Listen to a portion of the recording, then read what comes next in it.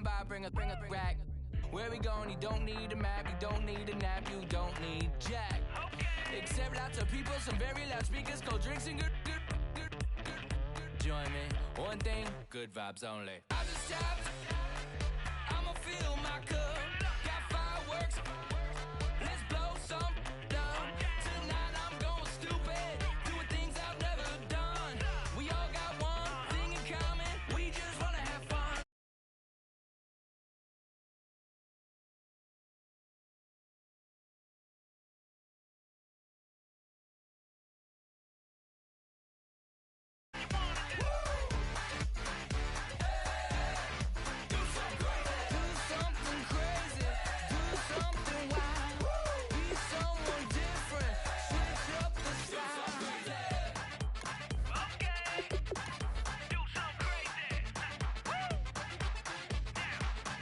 Down.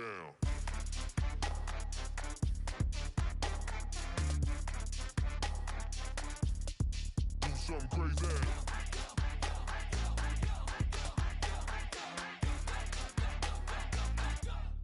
Do something crazy. I just tapped, I'ma fill my cup. Got fireworks, let's blow some down. Tonight I'm going stupid, doing things I've never done. We all got one thing in common, we just wanna have fun. Hey, what you wanna do? I think about to do it. Do something crazy.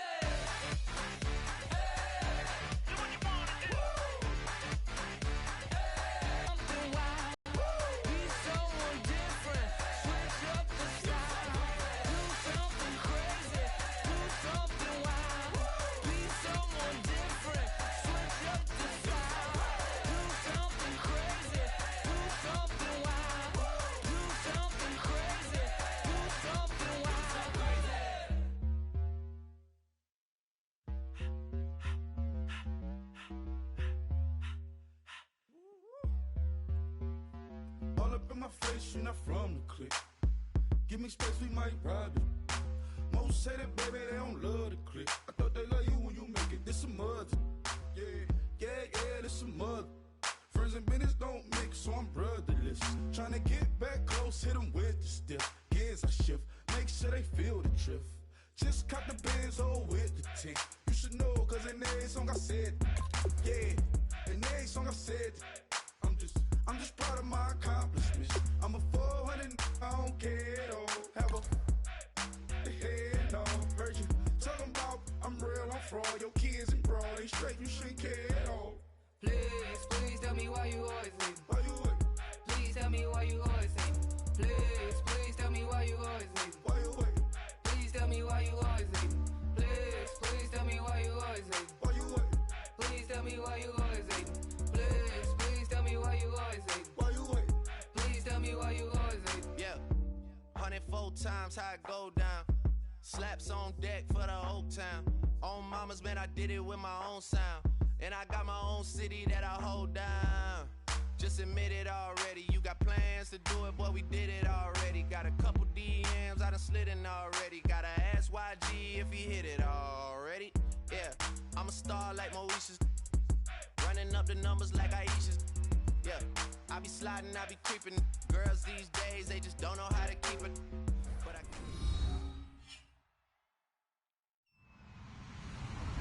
Hello, everybody. I'm Larry Ridley, and this is Madden 17 on EA Sports. Today's game will feature a team that loves getting it done through the air. The Broncos are top 10 in passing TDs, and they'll go against the Colts, who are very aware of what they'll be dealing with. So, with the call of this Week 16 matchup, let's hand it over to our commentators, Brandon Godden and Charles Davis. Larry, we are at the foot of the Rockies as EA Sports coverage of the NFL brings us to the picturesque city of Denver, Colorado. Today, we're set for a good AFC matchup between the Indianapolis Colts and the Denver Broncos.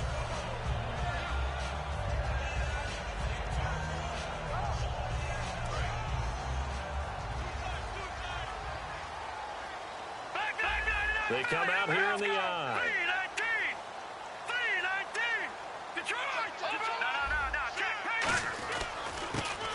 first carry of the game here for Trey Mason. 3 yards on the pickup there, and it'll be second down. And how about this wide receiving core, Charles? Well, I was at the hotel watching a little film, and you popped your head in and said, these receivers are pretty good from what I can tell.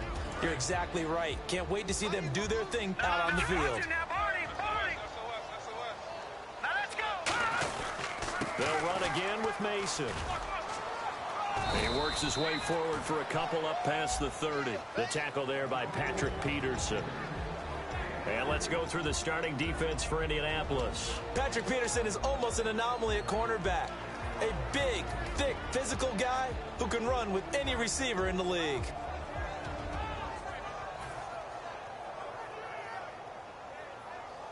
And they'll look to avoid an early 3 and out here on 3rd and 4.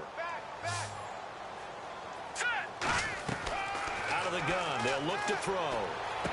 And incomplete here on 3rd down. We know it's not an easy job to go out and catch passes when people are trying to tackle you and knock the ball away. But the bottom line is, that's a pass he's got to have and a pass he should have caught.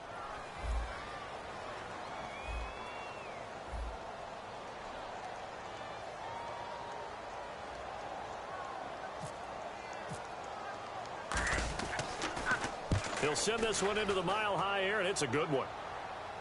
And it's out of bounds. Now we'll see what the side judge says. He says out at the 8-yard line.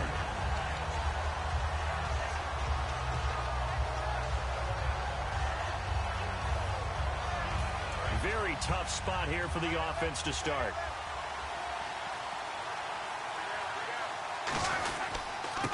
And they'll go on the ground. And he will lose yardage here back to his own 6. It's a loss of 2 there, bringing up 2nd down. The defense won that play so fast that I think if the running back even had time to notice if anyone was there, it was just a blink of an eye, and there was a loss on the play.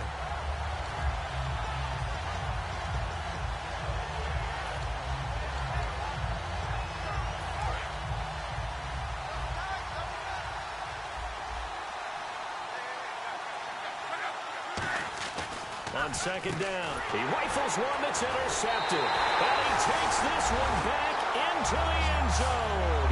And the Bronco defense has a touchdown. I don't know who all is to blame there, but I love seeing pick sixes. Nothing like seeing someone pluck it out of the air and go the other way and see people try to change directions. Hard to do. So they throw the pick six. They'll get another shot at it now as this one's in the air. This is taken about 7 yards deep.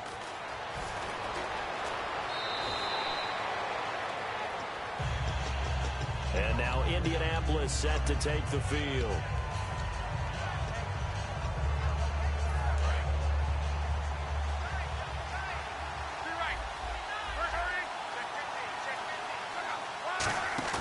They go play action here on 1st down. Looking left side, he's got it complete.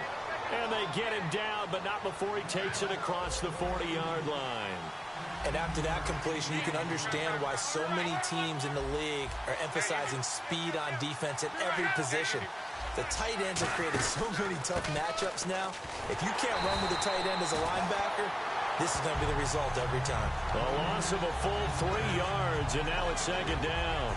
And that's why you see so many teams play a 3-4 defense, because that set gives you a lot of flexibility about where to bring pressure from, and it's hard for an offense to pick it up. Left side, right side, up the middle, especially with some really flexible linebackers.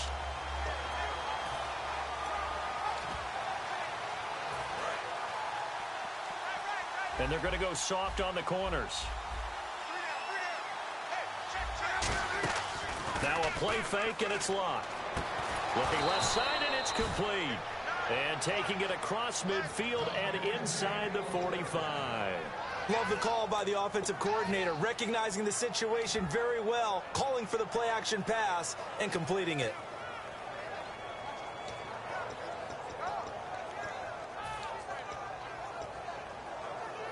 So here we go, 1st and 10 now. They come out here in the eye. And he'll give it here to his running back. And he'll bring this one inside the 35. A good run there on 1st down, and it'll leave him with a 2nd and 2. And some options here for the offense on 2nd and 2. And the D-line pinching together, must be expecting the run. And this time not as successful, as he'll get back to the line of scrimmage and no more.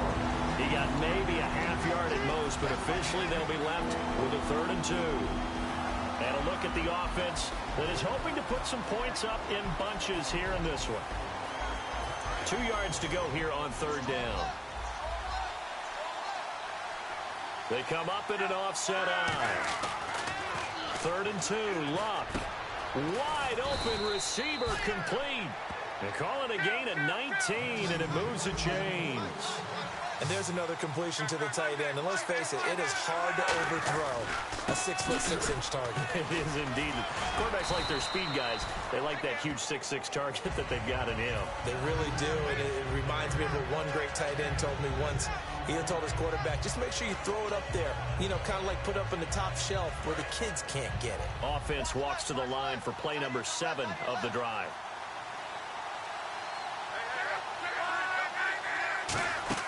Here's Luck now on 2nd down. Trying to set up the screen. There he goes, Brandon Marshall. And how about this? It's the other Brandon Marshall that picks it off. And he takes this one back into the end zone. And the Bronco defense has a touchdown. So a dangerous pass over the middle into zone coverage, and it bit him hard. And what's really difficult when you throw it in that direction and versus that zone, that means the linebackers have gotten to their spot, gotten their heads back around, and they can see the quarterback and everything in front of them. And they took big advantage of it, went the other direction, excellent blocking, and picked up a touchdown. And he'll probably wish he reconsidered here. It'll cost him 10 yards now with a new rule, as he's down at the 15-yard line. And now Indianapolis set to take the field. And following the pick 6, and they had decent field position in throwing that pick 6. We'll see how they attack this drive. And I think all you say to your guy is, listen, let's just take care of the football a little bit better. Make some better decisions on this drive, and they'll probably help him a little bit with maybe some really high percentage throws early to let him get settled back in. But they told us they've got confidence. That's not a problem. Yeah, not a problem at all. They just want to make sure they get things settled down a little bit for their offense and give their defense a little bit of a chance to rest. And he is swallowed up right at the line of scrimmage. That's going to go as a loss of a yard, and it'll be 2nd down. I believe I understand where the offense was going there. They just hit a big pass play, thought they could fool him with a run, but maybe they overthought it a little bit. Just hit a nice pass, come back with another one, keep the momentum going. Throwing is Luck. Smith catches left side. 8 yards on the completion, but now they face 3rd down. In recent years, the slot receivers really gained stature in the NFL because they could do so many things. Yes, they can look in the middle of the field and become dependable targets for their quarterbacks and move the sticks. Those guys are worth their weight in gold. And the nifty hurdle allows him to snag the extra yardage for the first before the tackle. Absolutely love the run right there. This guy's known for his quickness, but also for his speed. And he's able to get to the 2nd level almost before you blink if you give him any type of blocking. Always talk about slot receivers, and they're usually known as quicker than fast. In this case, we've got a guy who's quick and fast, and he used it to great advantage. Luck on 1st down. And Luck will be intercepted for a 3rd time. And how about this? It's the other Brandon Marshall that picks it off. And they will take over possession of the football at their 42-yard line.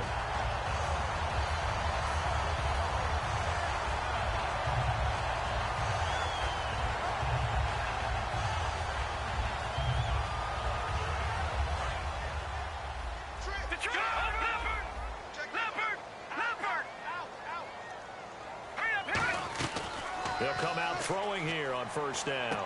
And a quick throw here, that's complete. And taking it across midfield and just shy of the 40. 17 yards on the pickup there, and the drive will continue. I think that's a big pickup for a 1st down because when you run a drag route against zone, you're sometimes asking for trouble because you might run into a defender. Yeah, well, there they ran into a 1st down, executed it to perfection. Back alongside Charles Davis, I'm Brandon Gaudin. It's Bronco football to begin quarter number 2, and they've got it here with a 1st down.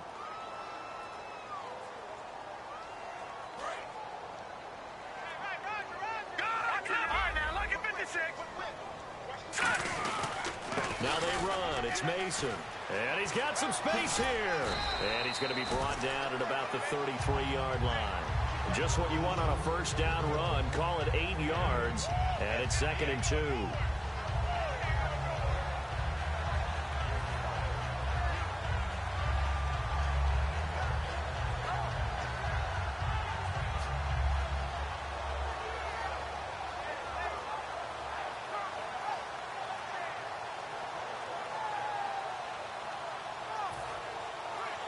And after the play on the ground, that brings up 2nd down here. They come out here in the eye. On the ground again, it's Mason.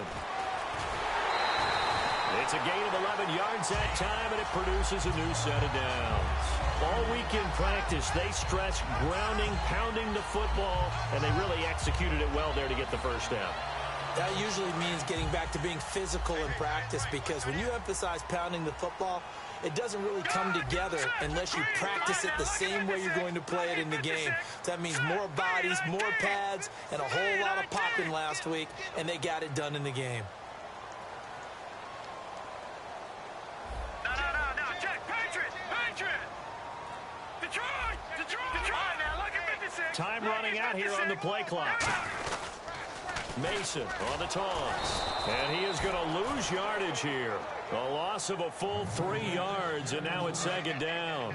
One of the toughest things for an offensive lineman to learn is the ability to get in space and hit people who are moving targets. And linebackers are not easy ones to hit because they know how to move, juke, and make you miss. And that's exactly what he did on that play. A nice play for the defense. The wide receiver moving to a new spot.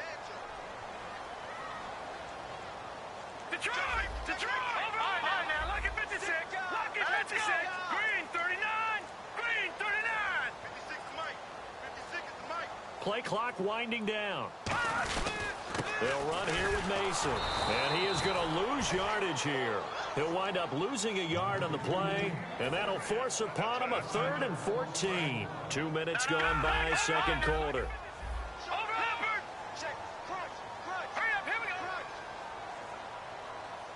They'll bring a receiver in motion left.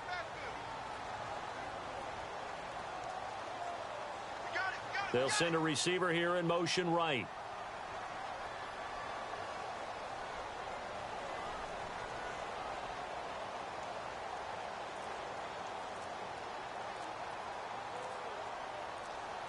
The play clock's running down. Now on 3rd and long, they'll look to throw. And he's going to drop this off to his fullback. It'll be a gain of 6, and that's going to bring up a 4th down. It's interesting because when I'm watching college football and I'm evaluating guys for the draft now, my list of fullbacks, pure fullbacks, it's a very short list. I'm probably evaluating more punters and kickers now than I am fullbacks, but it doesn't matter what you call a position, it's who you put there, and there we saw completion. Patrick Murray now on for the field goal. Right hash, 37-yard attempts.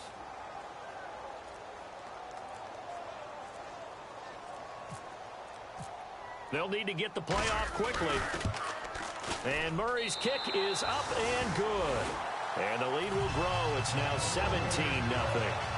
So it's a 7-play drive, but it stalls out in the end. Let's credit the defensive front 7. They were a little leaky at the start of the drive, but they stiffened toward the end. This fielded a few yards into the end zone.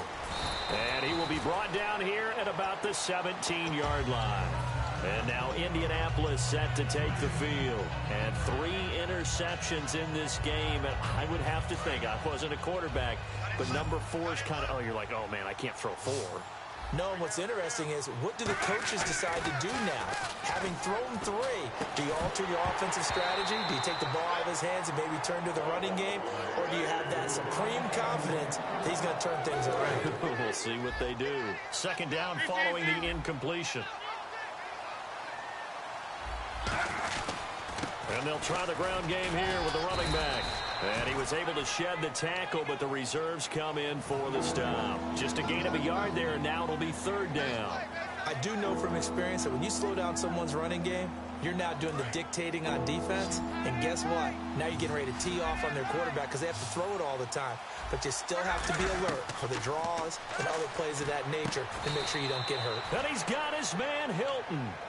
It goes as a gain of 9, and it moves the chains. 2 minutes remain here in the first half.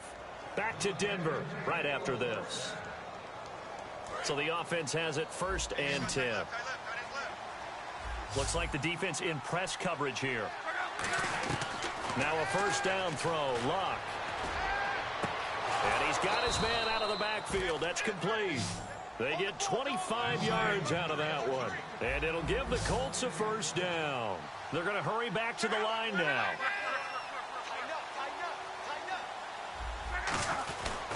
And they give this time to the tailback. Trying to run inside, but nothing there. Just a yard on the pickup there, and it'll bring up a 2nd and 9. Tough day, tough sledding right there, and it's been that way the entire game. Not a whole lot of room to ramble for him. Yeah, you're right. It's been that way all afternoon. Didn't get a whole lot better there.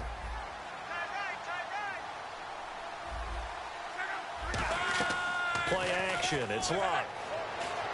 And his pass is intercepted for the 4th time today.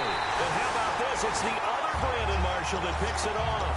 And he'll take it across midfield and down to the 48-yard line. And Denver getting set to take the field. And they're not going to play this conservative, I don't think. They had the field goal last time, and they're up, but they're looking to put a drive in the end zone. Oh, I agree with you totally. No one goes out on the field and says, all right, let's just settle for 3, except in certain situations, trying to ice a game, that sort. And now here's a timeout called by the Colts on the defensive side of the ball. It's just their first, so they'll have 2 remaining here before we get to halftime. They come out here in the I.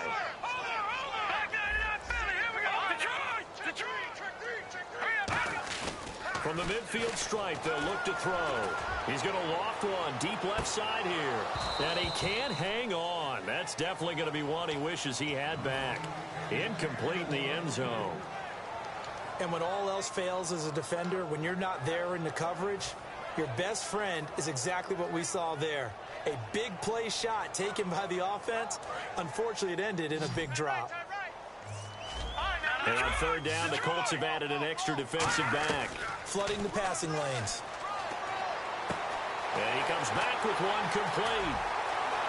And all the way home for a Broncos score. Their dangerous wide receiver hitting double digits with his 10th touchdown of the season. And the Broncos will extend their lead. And the lead is now 24. Set now to kick this one away, and off it goes. That's fielded in the end zone.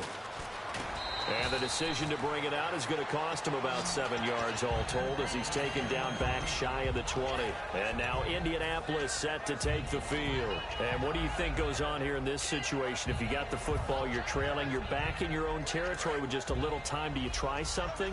You're thinking about jump-starting your team, right? You just mentioned it. They're down. They're trying to get back into the game.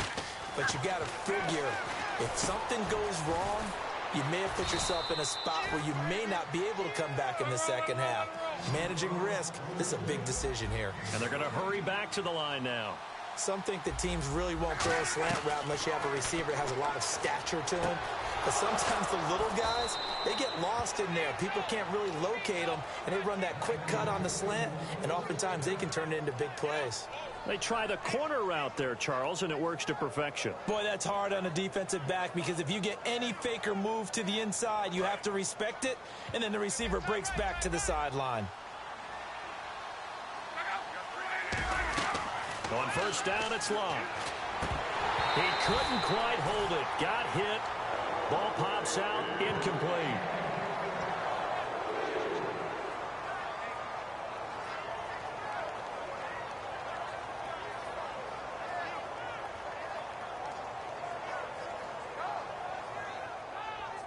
So the incomplete pass brings up 2nd down. They'll come out in the pistol. Off of play action. Luck. And this time he's got the hook up. It's complete. And he gets this inside the 35-yard line. So much goes into a successful play, doesn't it? How about that play action there, freezing the defense just enough, swing the tight end free downfield for the completion. That is caught at the 7. Now hold everything here. We're going to get a timeout by the offense. So that means they're down to 1 remaining here as we head toward halftime. So they're operating in the red zone. Looking to jam the receivers at the line here. Press coverage look defensively. First and goal here from the 2. Now a handoff here to his running back. No gain there, and it's going to set up second and goal. And quickly, and before this second down play, we'll get a whistle, a signal, and a timeout. And with halftime on the horizon, they'll be out of timeouts from here forward. So 3 seconds here remain in the half. On is the field goal unit to see about getting 3 points. From the right hash at a bit of a tight angle. Oh, this ball hangs out to the right. It's no good. Jeez, don't you at least want your guys to get a drink of water? Probably pretty thirsty. Whatever, your wish, our command. Third quarter now. And the deficit will stay at 3 scores. In this position, trying to get back into the game, teams are looking for a spark from their special teams. That's not what they got, though. They got a setback, and they have a long field to cover if they want to try and put points on the board.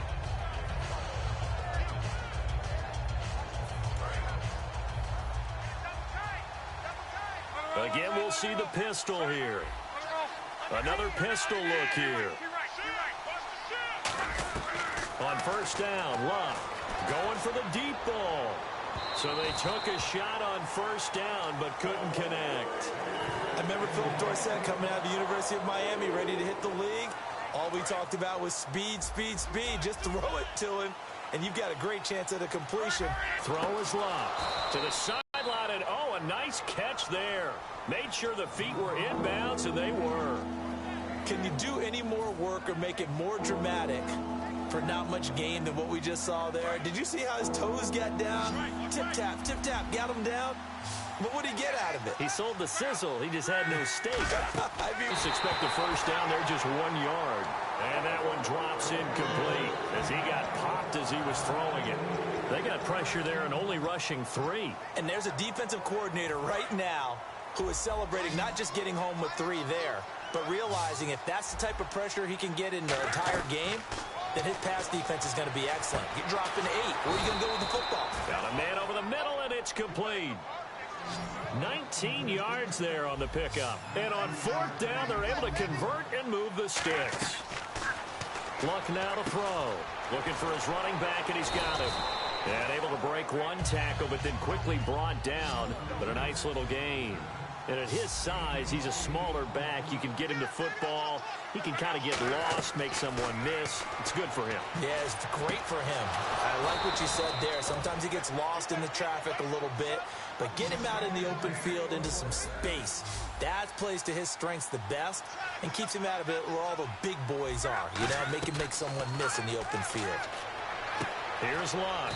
And he's going to find his man out of the backfield. That's complete. 18 yards on the pickup there. And the Colts are going to have a first. And now they're in the hurry-up. Luck on first down. Steps away to his left. And he's able to get it to the edge of the red zone at the 20-yard line. They'll give him a yard on the play, and it'll be a second down. Yeah, he only gets a few yards on 1st and 10, but he's better off doing that than throwing an incompletion or even worse, an interception.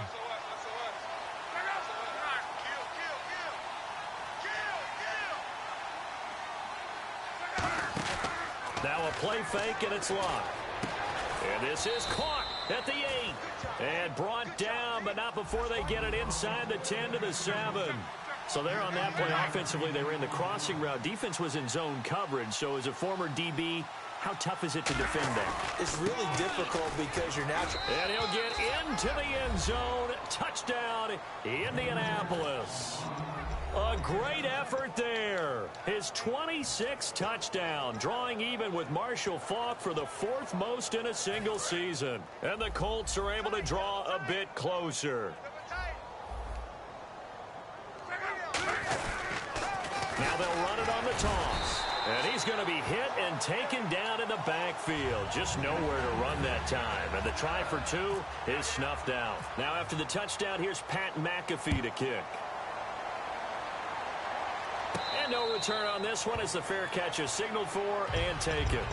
Now we take a glance at the offense as they work their way back out for their first possession of the second half. And they were able to punch it in the end zone last time. They'll be looking to do that again here for the defense. Obviously, they'll be looking to stop them from punching it back in the end zone. It always is punch, counter punch, isn't it? And which team has the advantage? Well, let's just go back. Last time on offense, they rolled downfield, got into a good rhythm. You can see a little more bounce in and out of the huddle. You can see the sideline really get into the game. So defensively, you're thinking to yourself, how do we take that away from them? How do we get the advantage back? Let's see what they come up with. I think pressure is always the first way to go. You love pressure. I love it. We'll see if they dial it up this drive. They come out here in the eye.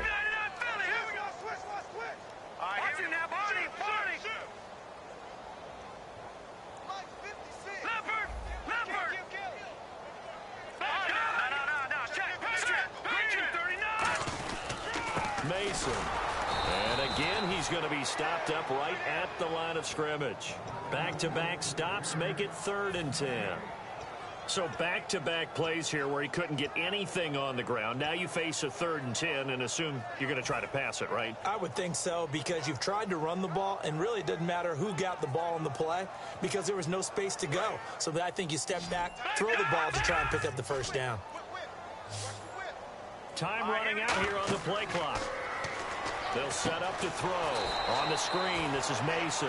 He went backwards 5 yards there on 3rd down to bring up 4th. Here's Brian Anger now. On for his second punt. He'd take a repeat of his first.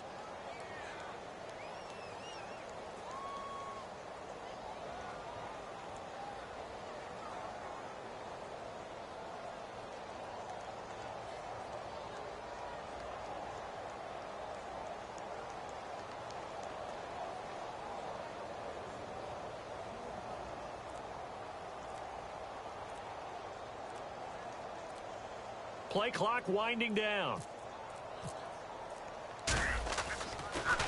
He gets this one away, and boy, it's another boomer. This will be fielded at the 17. Slips past him. Where'd he go? A very good return that time. 18 yards. And the Colts will go on offense here, 1st and 10. And now Indianapolis set to take the field. And they're going to need another score. Got one last time, but still down here. When you're playing catch-up, every possession becomes crucial, doesn't it? It's vital.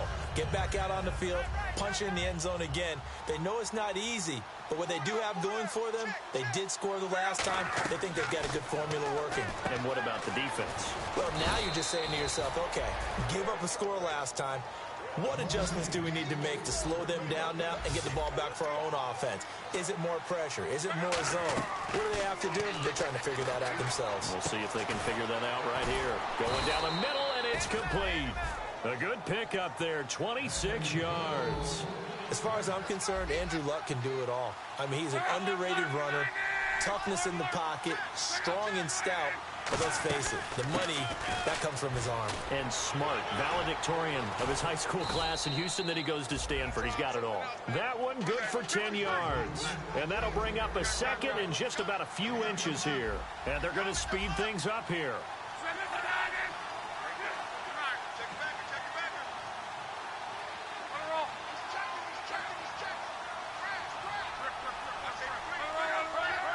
Shift together here from the D-line. They'll give it to him right up the gut. And they'll be driven back here, losing yardage to the 10-yard line. It's a loss of 2, now 3rd down. When you're putting together a formula for winning defense, it's exactly what we're seeing in this game. Controlling the line of scrimmage, attacking, and changing everything so that now they're playing in the offense's backfield. They're playing an excellent game.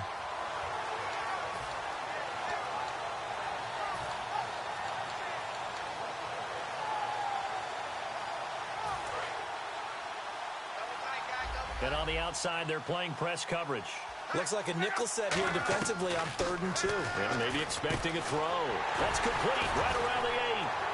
And he gets the first down yardage he needs before he's brought down at the 6. And this will probably be the last play of the quarter.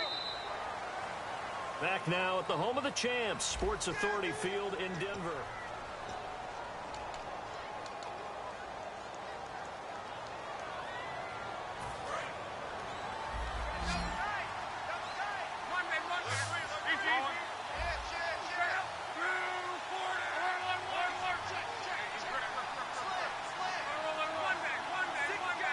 So the offense has it, 6-yard line, first and goal. And he'll get this one back to the 5-yard line, but no further than that. It's a gain of a yard, and it'll set up second and goal. And the offense moving quickly to the line. Love. And now here is another. And now off to the races, down the right side. A great read, and it's picked off. The 20, 10. And he takes this one back into the end zone. And the Bronco defense has a touchdown. Well, we know this defense has athleticism. Spots like that prove us right. I love the way that you spotlighted the athleticism because you and I both know the best athletes on the field, they play on defense. Oh, I don't know. I was a kicker. You got to remember that now. Come on, come on. Fine. That'll be taken in the end zone. And he will be brought down here at about the 17-yard line. And the Colts offensive unit ready to see what they can do here. And last time, decent field position through the pick 6. Obviously costly. But they can't afford to just bunker in now. All right, good field position means go ahead and attack on offense. Try and press the advantage a little bit. They just have to be better with the football on this possession. So that didn't bother you too much last time? No, because it's exactly what you're supposed to do. You can't have good field position, not try to take advantage of it. Sometimes the defense makes a good play, too. They'll fake it. Now Locke. His throw incomplete. Let's give some credit to the defensive guys on that play. Able to bat that one away. Sure looked like they were trying to hit the corner route. The defensive line disperses a little bit here, maybe expecting a pass. Throwing on third down. Locke. Left side, it's Dorsett.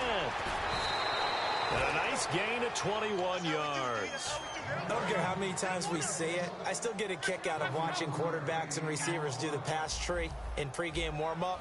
But I always remember that when we go to practices, we see that after practices as well. They really tune it up, don't they? They tune it up. They know why they do it for these situations. First down. And they build that trust, and that's why they're able to find him in this type of a situation. Looking to speed things up here, going with some tempo. Here's Locke. And no escaping this time as he'll go down. They got him for a sack. Looks like the defense in press coverage here. Boy, he came in off the edge so quickly there. Look out, because that's exactly what was being shouted by the offensive lineman to his quarterback because he had no chance to block him. Well, it's caught on the right side at Smith. And he's able to get this one down to the 40-yard line. They hit that crossing route really well. Excellent timing, puts it right on him, and he keeps running. Yeah, turned it upfield for good yardage. Throwing is Locke. Oh, he dropped it. And that's pretty indicative of the way this one's gone. I hope I don't sound too rah-rah on that one, but that's the exact right throw. Either your receiver gets it or no one gets it. Give him a lot of credit for being really precise with it. Got rid of it. No one got it. And he's got his man out of the backfield. That's complete. And the play goes for 19 yards. Gives him a new set of downs. And now it looks like they're going to be in the hurry-up. An ex-teammate used to tell me all the time, I hate experienced quarterbacks because no matter what, you really can't hide what you're doing. And I think that right there, he knew right away where the blitz was coming from, where his primary guy was going to be, and he ended up going to a secondary target for a nice game. I was just going to ask you, that wasn't the primary target. He's so good at that, isn't he? And he's into the end zone. Touchdown, Indianapolis. A great play there with touchdown number 27. That ties Priest Holmes for the third most in a single year. And the Colts are able to cut into this lead. And this one through the uprights and good. So still lots of work left to do, but here comes the onside kick. And the Broncos are going to get the football. Now they're down big here in the fourth. They had to try the onside kick. Can't fault them for the effort at least. No, you can't at all. And if nothing else, now you've put something that you're trying to practice, right, that you've worked on into a game situation, and now you can go back and dissect it. So if you need it again sometime, maybe you'll find a better way to do it. But, yeah, this game's pretty much done for them. On the give, this is their fullback. 2 yards on the pickup there. It'll be 2nd and 8. And now here's a timeout called by the Colts on the defensive side of the ball. It's just their first. They'll be down to 2 remaining as we step aside here in the fourth quarter.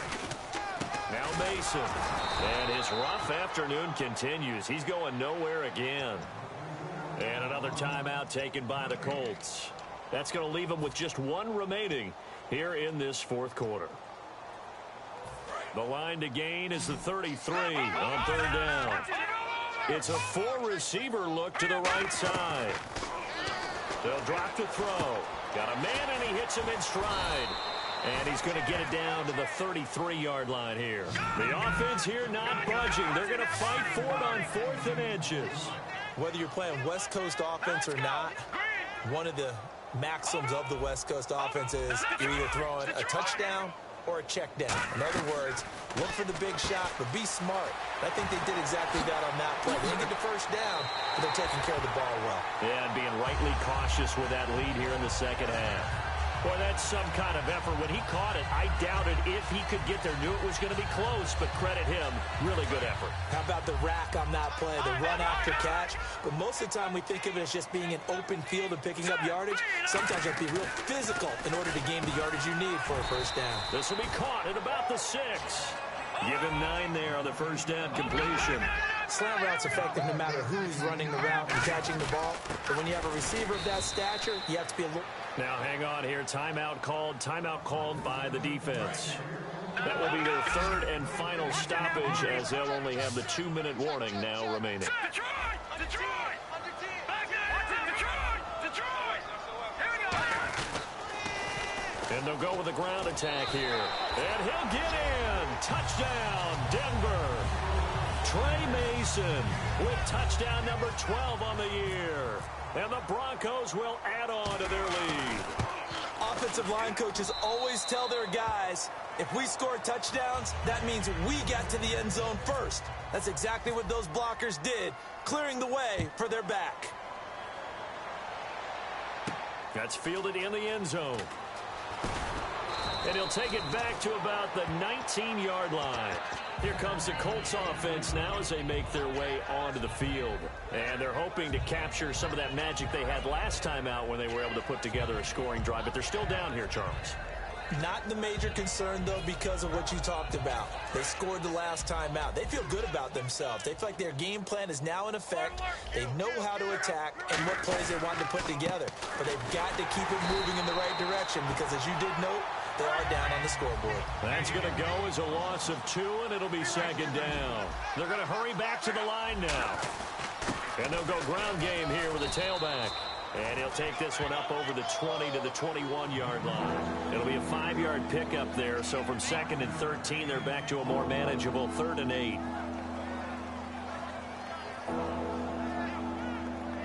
Eight yards still remaining here on 3rd down.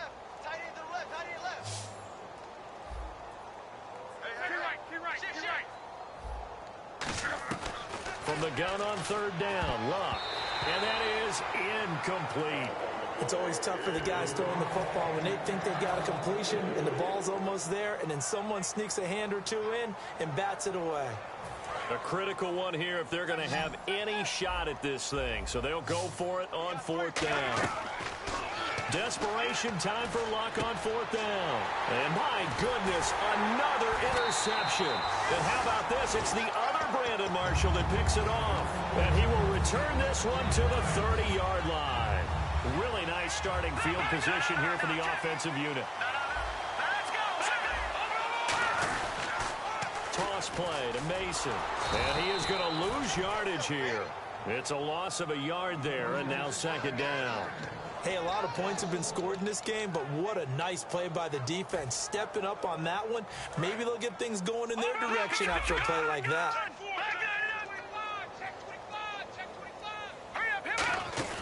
They'll run it now out of the gun. And able to push his way forward here for a good little gain. He gets them a little over half of what they needed. Now they're looking at a 3rd and 5. And they're going to hurry back to the line now.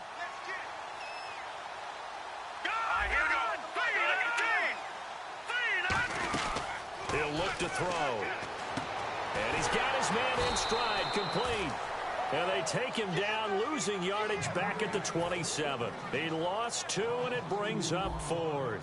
So out comes a field goal team now for the second time here today. He hit his first one, this from 44 yards out now. And Murray's kick is up and good. And their lead will swell up to 28. So it's 3 more points, and that widens things out even further here in the 4th. Hey, in this league, you can never have too much. So if you're in range, grab the 3 whenever you can. And he'll bring it a few past the 20 to the 23-yard line. And the Colts coming out now. They're down big here late. I don't know. You just one last drive here for pride. Some people like to do that.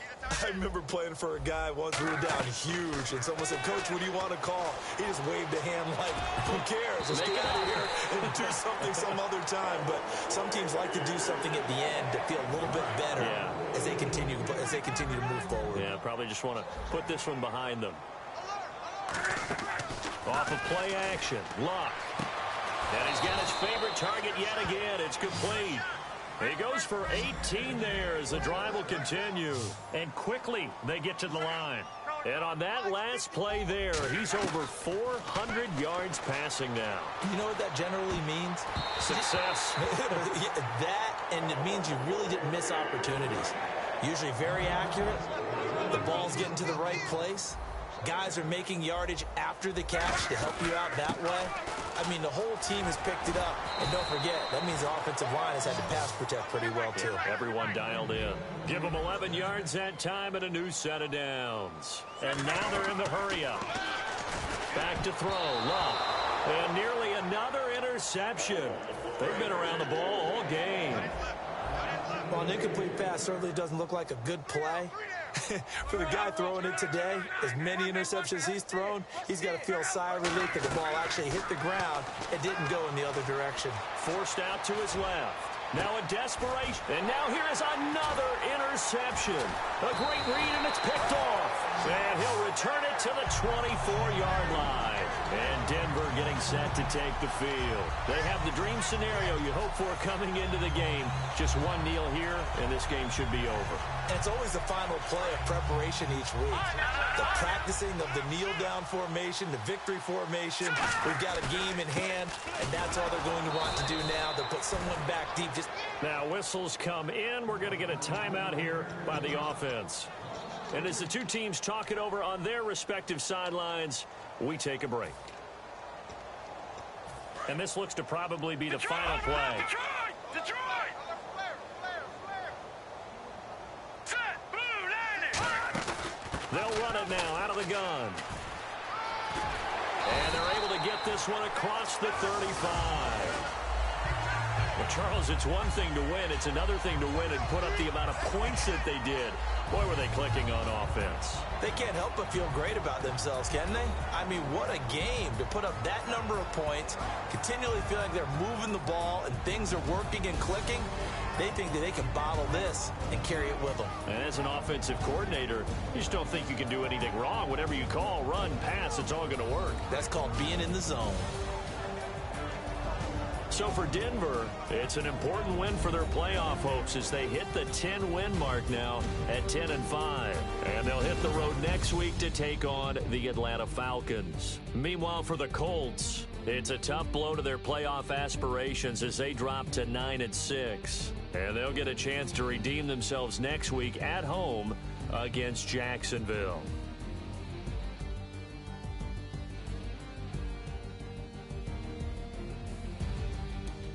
So that's a wrap. For Charles Davis, I'm Brandon Gaudin. And this has been a presentation of the NFL on EA Sports. For more, check us out at easports.com. The Broncos are winners as we say so long from Denver.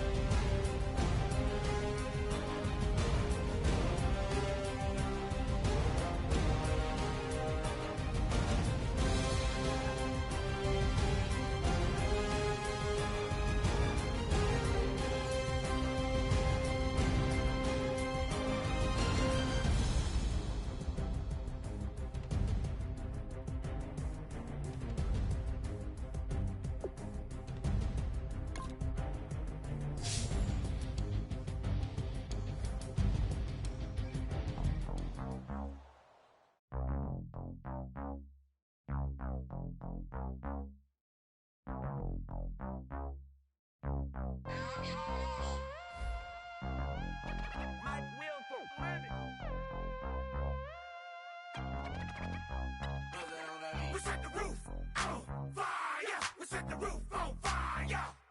We set the roof on fire. We set the roof on fire. We set the roof on fire. We set the roof on fire. We set the roof on fire. We set the roof on fire. We set the roof. We set the roof. We set the roof on fire. We set the roof. We set the roof. We set the roof on fire. If I'm not mistaken, home team made it. 2 threes on my feet, then I pump fake. Baby girl grabbed the quick, kiss it. Sweat lead, Mr. Couldn't took it quicker. Hottest on the planet, got the place lit up. Fly, got expensive taste, sight and touch. We ain't on the same team, cheer up. Both up, that make sit up. I ain't come to blend in, boy, I stand out. Money talks, you just popping off at the mouth. If I'm the topic, then the conversation heated. Right shrimp, getting booked up in every city. Splash her with cash, had the spaz on the waiter. She messed up my order 3 times in a row. I'm good on gas, I just filled up my tank. Now let's fill up her head and let's see if she goes. We set the roof on fire. We set the roof on fire. We set the roof on fire. We set the roof on fire. We set the roof on fire. We set the roof on fire. We set the roof on fire. We set the roof on fire. We set the roof. We set the roof. We set the roof on fire. We set the roof. We set the roof. We set the roof on fire. So bad, swimming in my bed. Off with that, off with that. Young Slim, get it in my infrared. Come and hit the rain, I just lit the gas. Young wild winning, living fast. Stashing money in a brown paper bag. We set the roof on fire, then we flood it out. We just threw the money up, we ain't even count. Shake it. It in my speeder, girl, I'm nothing. Messing up my speech. I'm $1 million player, baby, nothing's out my reach. I'm $1 million, like I hit the lottery. Splash her with cash, had the spaz on the waitress. She messed up my order 3 times in a row. I'm good on gas, I just filled up my tank. Now let's fill up her head and let's see if she goes. We set the roof on fire. We set the roof on fire. We set the roof on fire. We set the roof on fire. We set the roof on fire. We set the roof on fire. We set the roof on fire. We set the roof on fire.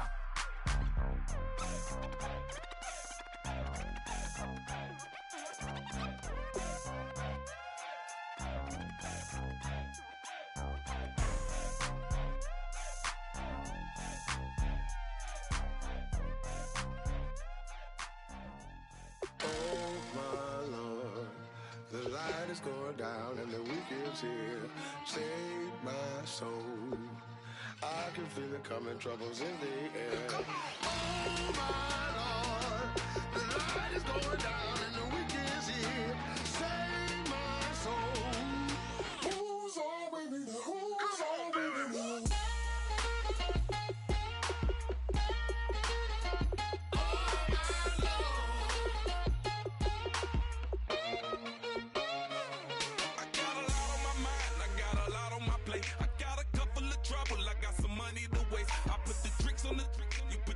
On the car, it's like a weekend at Bernie's, and baby, you look the problem. About to get it poppin', call a Uber, cause I'm a scuba. Dive while he driving, shot it, rockin', and I maneuver. I know you like it when I put it, yeah.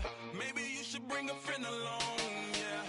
Now, I got paper, and I ain't gon' chase you, baby, I'm gon' take you down. Now, come on, shake it, baby, turn that around. I'm like, oh my Lord, the light is going down and the weekend's here. Save my soul. I can feel it coming, troubles in the air. Oh my Lord, the light is going down and the weekend's here. Save my soul. Who's all with me? Who's all with me?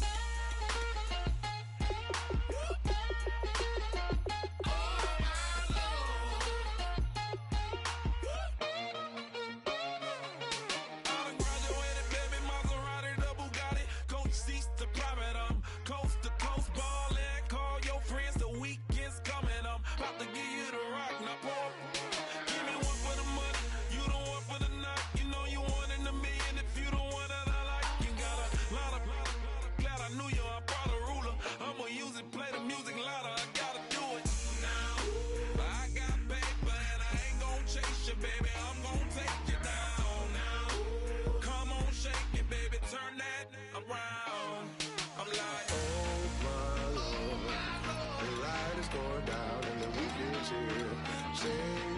Save my soul.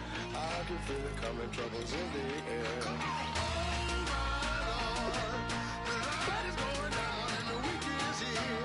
Save my soul. Who's on with me now? Who's on with me now?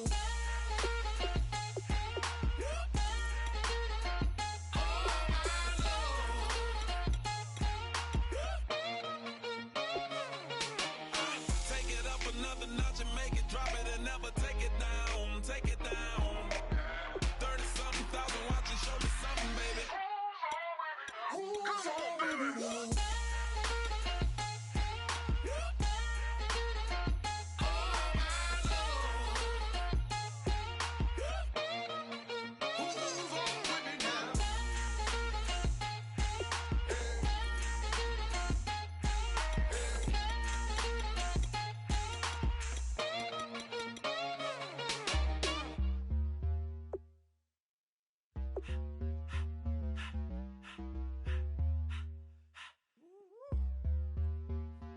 All up in my face, you're not from the clique.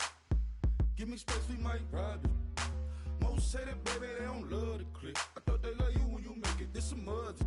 Yeah, this some mud. Friends and business don't mix, so I'm brotherless. Tryna get back close, hit them with the stiff. Gears I shift, make sure they feel the drift. Just cop the Benz, oh, with the tint. You should know, cause in every song I said, yeah, in every song I said, I'm just proud of my accomplishments. I'm a 400, I don't care at all. Have a head, no. Heard you talking about I'm real, I'm fraud. Your kids and broad, they straight, you shouldn't care at all. Please tell me why you always leave. Why you wait? Please tell me why you always leave. Please tell me why you always leave. Why you wait? Please tell me why you always leave. Please tell me why you always leave. Why you wait? Please tell me why you always leave. Please tell me why you always leave. Why you wait? Please tell me why you always leave. Yeah, 104 times how it go down. Slaps on deck for the whole town. On mamas, man, I did it with my own sound. And I got my own city that I hold down. Just admit it already. You got plans to do it, boy, we did it already. Got a couple DMs, I done slid in already. Gotta ask YG if he hit it already. Yeah, I'm a star like Moesha's. Running up the numbers like Aisha. Yeah, I be sliding, I be creeping. Girls these days, they just don't know how to keep it. But I got it all handled. They try to box me and I got my own angles. Yeah, I'ma spend the summer getting to the cake and I'ma wishing wood on every candle. I'm like, Please tell me why you always leave. Why you wait? Please tell me why you always leave. Please tell me why you always leave. Why you wait? Please tell me why you always leave. Please tell me why you always leave. Why you wait? Please tell me why you always leave. Please tell me why you always leave. Why you wait? Please tell me why you always leave. If you ain't know me, bet you know now. Juicy came through with the verse for me both times. In Bot Town, that's automatic, hold down. What's that? Ask no question, just hold it down. While you hating on the progress, I'm a humble, I don't even pride what I do. I just drive the Maybach through the projects. And still crazy, I ain't even drive shit. Hate from a distance, please don't try me. Cause we'll turn it up on anybody. I see why they don't like me. Yelling out 400, they go too heavy. I'm with the posse back at it. Whoa. That mean come on, go on platinum. Whoa. That mean I got a Kindle in my mattress. Oh, I got the bitty back bragging. Please tell me why you always leave. Why you wait? Please tell me why you always leave. Please tell me why you always leave. Why you wait? Please tell me why you always leave. Please tell me why you always leave. Why you wait? Please tell me why you always leave. Please tell me why you always leave. Why you wait? Please tell me why you always leave. My second body cost a lot. After I bought it, I just wore it home. Reading philosophy and gossip rags. Spending my bottom dollar on my toes. I'm a pacifist who's never not been pacified. I'm a piece of... It's a point of pride. I'm the super rich complaining I want more in life. Cry, baby, cry, oh, cry, baby, cry, oh. Really care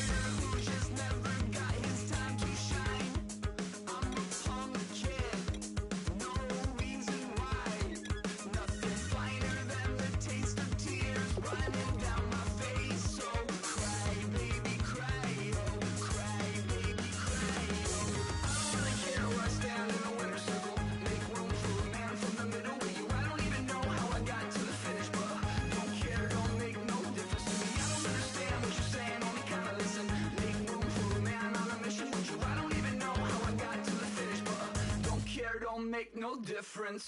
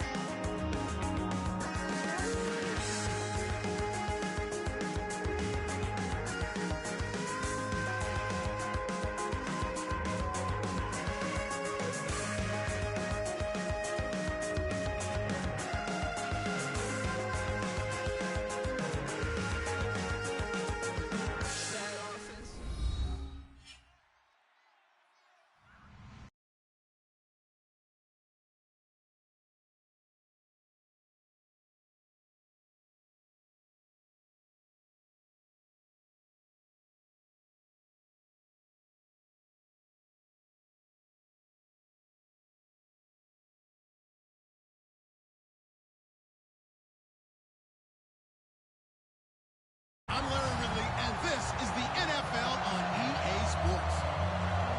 Fasten your seatbelts for one of the great divisional rivalries in the NFL. This is the first of 2 games between these teams this year, and you know it's going to be entertaining. It's the Titans going up against the Texans. With that, let's get on out to Houston. We're standing by as our commentary team, Brandon Guyton and Charles Davis. Larry, they broke ground on this place in the year 2000, opened it in August of 2002, and it's been the home of this franchise ever since. Welcome to NRG Stadium in Houston. Today, it's a good matchup in the AFC South between the Tennessee Titans and the Houston Texans.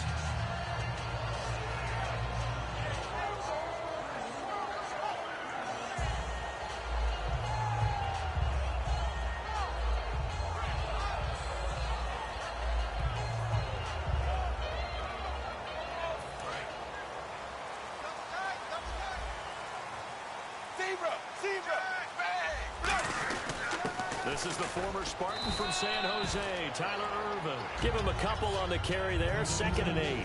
Offensive starters here. Wide receiver DeAndre Hopkins, a talented wide receiver. And he's still looking for that ultimate recognition. He wants to be mentioned with the best receivers in the game. His numbers suggest that we should do so.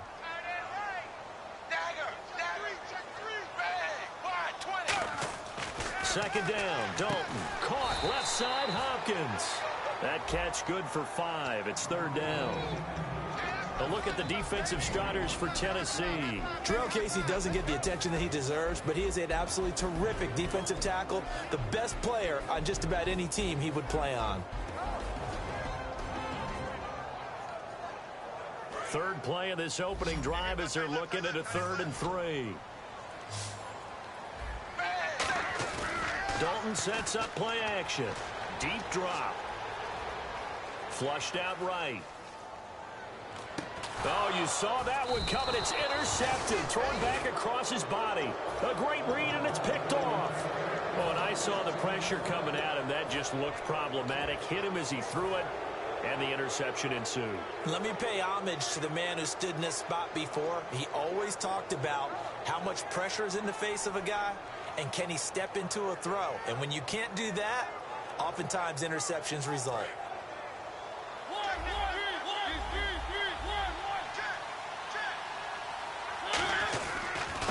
They'll give it to him right up the gut. And that play will go nowhere. Losing yardage back near midfield at the 49.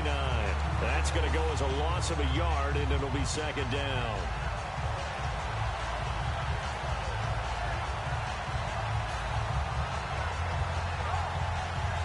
So now 11 yards to go for this offensive unit. It's 2nd down. Now a 2nd down throw for Mariota.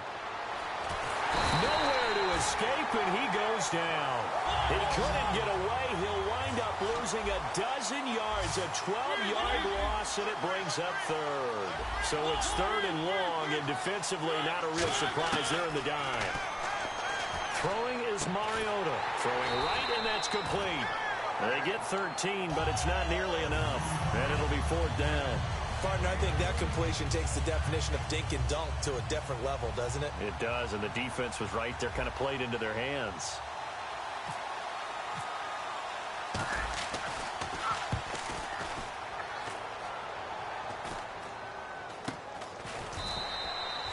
return, but it goes down as just a punt of 31 yards. And the Texans are going to have the football with a 1st and 10 deep in their own territory. And now out comes Houston. And following the interception, we'll see what they can put together on this drive. I can hear my old college coach right now. He always used to tell us before every game, the team making the fewest mistakes will win. What they're hoping is that that last mistake is their only one of the game. Coaches, that's all they talk about, turnovers, right? Minimizing those and maximizing opportunities. They start out with a run from Irvin. And not much there at all. He's up only to about the 16-yard line. 2 yards on the carry there. It'll be 2nd down. That's a good play by the guys on the defensive side of the ball. Held them to a gain of 2. And that changes the playbook a little bit now for the guy calling plays. 2nd and 8. Now he's got to probably think about going to the air instead of maybe staying with the ground game. They isolate Hopkins on the left side. Dalton throwing on 2nd down. Escaping the pressure right. Into a double team, and it's intercepted. A great read, and it's picked off. And to the 43. So down inside the 45 to the 43-yard line. That's where they'll take over.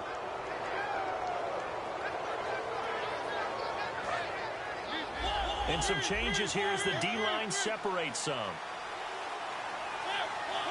Possible run anticipation here as the D-line sandwiches together. And he gets this inside the 35-yard line. The offensive line and its ability to open holes in this defensive front, something they were confident they could create in this game. Got the job done there, picked up the 1st. And something they wanted to do. Have we ever met offensive linemen that don't want to fire out and hit people? I mean, they love... Touchdown, Titans! A great effort there. His 3rd touchdown now on the year. And the Titans have taken a first-quarter lead. Well, partner, that was another explosive run. And one thing I've learned in our time in this game, yes, the offensive line has to get a lot of credit. But for big runs to occur, the wide receivers have to block well downfield. And then you have to have a good guy carrying the ball, too, right? Oh, without a doubt. You need that difference maker lugging the rock. And in hindsight, probably should have stayed where he was, as he'll only get back to the 16-yard line. And now out comes Houston. And following the interception, just any interception, are you a little bit more cautious when you start that next drive, or no, you just throw that out the window? I think you are. I don't think that there's any way you can run back out there and go, totally didn't affect me. Let's just go ahead and be loose with the football again. You're going to take care of it, but you have to be careful about being too cautious because now you can't run any offense at all. Still want to attack. We'll see how they attack them here. It's a loss of 4 there, bringing up 2nd down. I'm actually surprised they didn't get out of that play. I didn't see anyone pressing the line of scrimmage for the defense. Looking to jam the receivers at the line here. Press coverage look defensively. And he coughs up the football near his own goal line. Oh, and this is going to wind up a safety. So troubles here offensively. I tell you, the noise in this dome, that has got to make it harder for these guys to hear. Sometimes I find myself shouting up here. But you're right. If you can't communicate well or get off the snap count properly, it can cause big problems, and this qualifies as a big problem. The Titans offense now, they get ready to do battle again here. And that recipe on their last drive that resulted in a touchdown looked pretty good, so they'll be hoping to do that once more. And it takes me back to when we sat with the offensive coordinator and the head coach. They felt pretty good about their game plan and thought there were some holes in the defense. It comes, and he lost the football. Mariota had it jarred loose. And they're going to set up shop at the 27-yard line.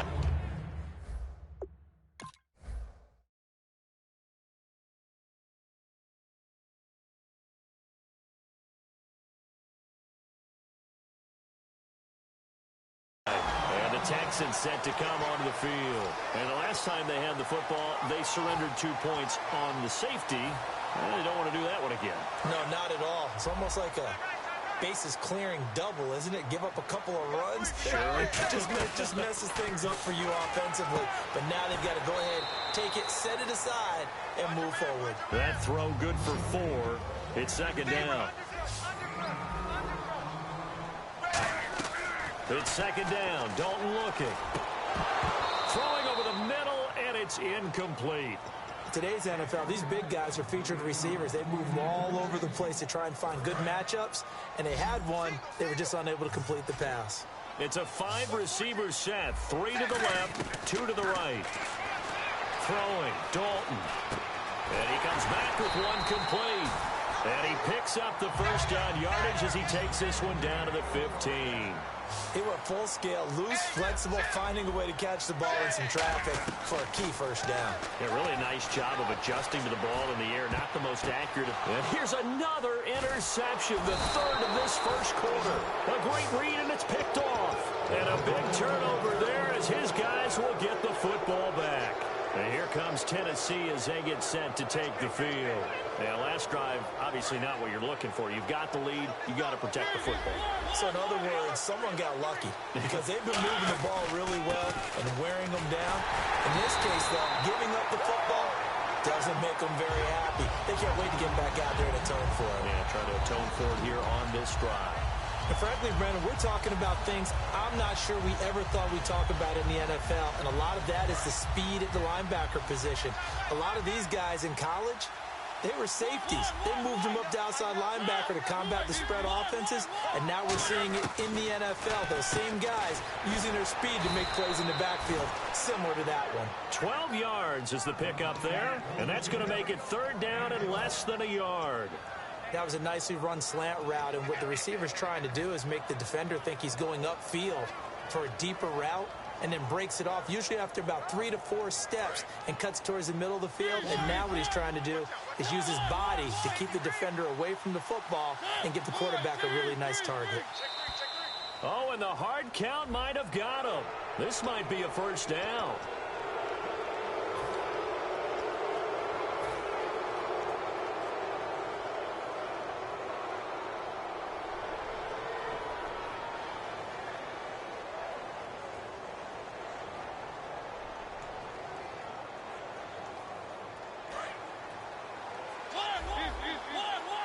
So the D-line's going to spread out. Mariota hands to Henry. Shrugs the tackle. Nice. It's a pickup of 4, and it'll bring up second down. As we get a glance at the starting lineup offensively, let's discuss the former Heisman Trophy winner, Derrick Henry. He was definitely disappointed that he dropped to the second round. Only one running back went in the first. That was Ezekiel Elliott. But I think Derrick Henry has a chance to have a special NFL career. He's not just big and strong, has way better feet than he's ever been given credit for. And this one will go to the 28-yard line. Give him 6 on the play, and they'll be faced with a 3rd and inches. When you see zone defense and you know you've got a drag route on as your primary call, you've got to be really careful as a passer about how far you let your guy go because he might wander into some tough coverage. 3rd down now following the completed pass. They come out here in the I.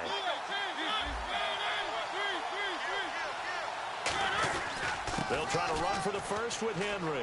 Derrick Henry all alone. The 30. Touchdown, Titans. Derrick Henry, his 5th touchdown now on the year. And the Titans are going to add on to their lead. So much for just picking up the first down. How about that run all the way on 3rd down into the end zone? I'd say this was a bonus run because you're right. All you're trying to do is get the first down.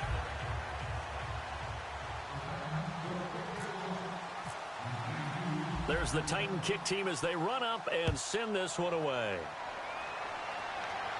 That'll be taken in the end zone. And he's up past the 20 to the 22-yard line.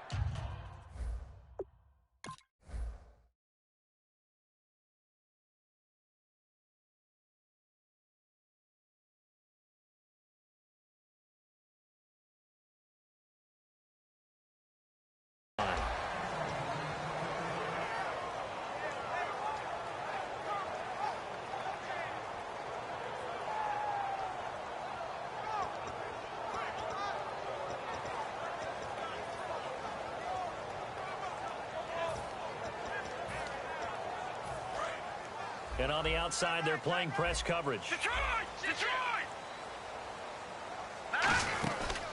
Here's a carry for a former starter. This is Lamar Miller. And he'll get about 3 as he takes this up near the 25. Partner, you know I love to point out when teams break tendency and do something a little bit different from the norm. But when you run the ball in the first play of the drive, that's not a tendency breaker at all. That's just trying to establish yourself as you move forward. And he fires one that's intercepted. A great read, and it's picked off. And they have the football and will set up shop at the 33-yard line. And here comes Tennessee as they get set to take the field. And that last drive, it was all about the ground game, ground and pound. And I don't care how we're playing the game these days, offensive linemen still want to fire out and smack the guy opposite them and move the football on the ground. They feel better about that. That's what they want to do. That's how they want to play, and that's how they got it done. Yeah, and they got it for a touchdown last drive. Let's see what happens here. 8 yards on the completion, but now they face third down.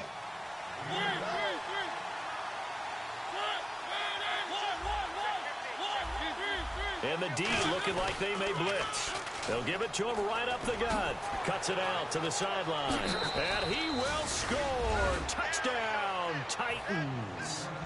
A great play there with his second touchdown of the game, 4th of the year. And the Titans find a way to stretch their lead. The kickoff unit is out on the field, and they will send this one away. That's fielded in the end zone. And he'll wind up about 4 yards shy of where he would have been if he had taken a knee, as they'll start at the 21-yard line. And here comes the Texans now.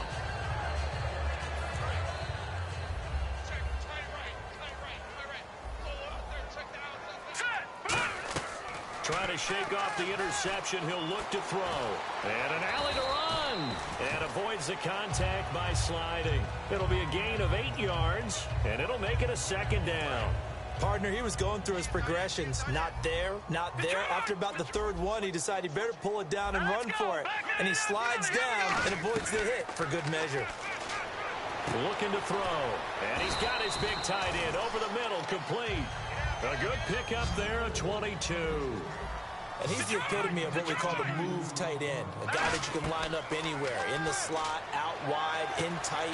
Doesn't really matter because he has such great skills. You want to utilize him in all aspects of your passing offense. And there he was in the slot for the catch. And now the passing game here in the second quarter starting to heat up a little bit.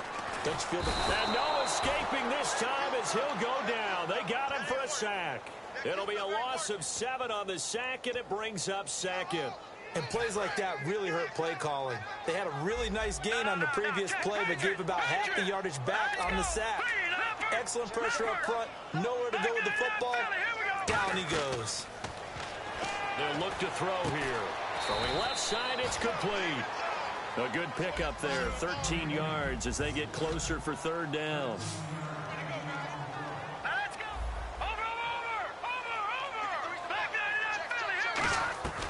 Out of the gun now on third down.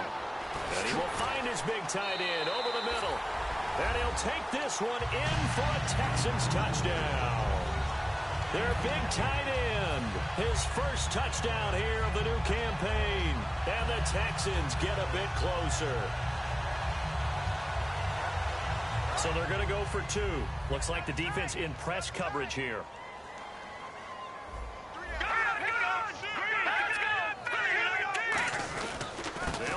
This is Irvin. And he's going to be hit and taken down in the backfield. Just nowhere to run that time. And the try for 2 is snuffed out. Out is the Texans kick team as they'll send this one away.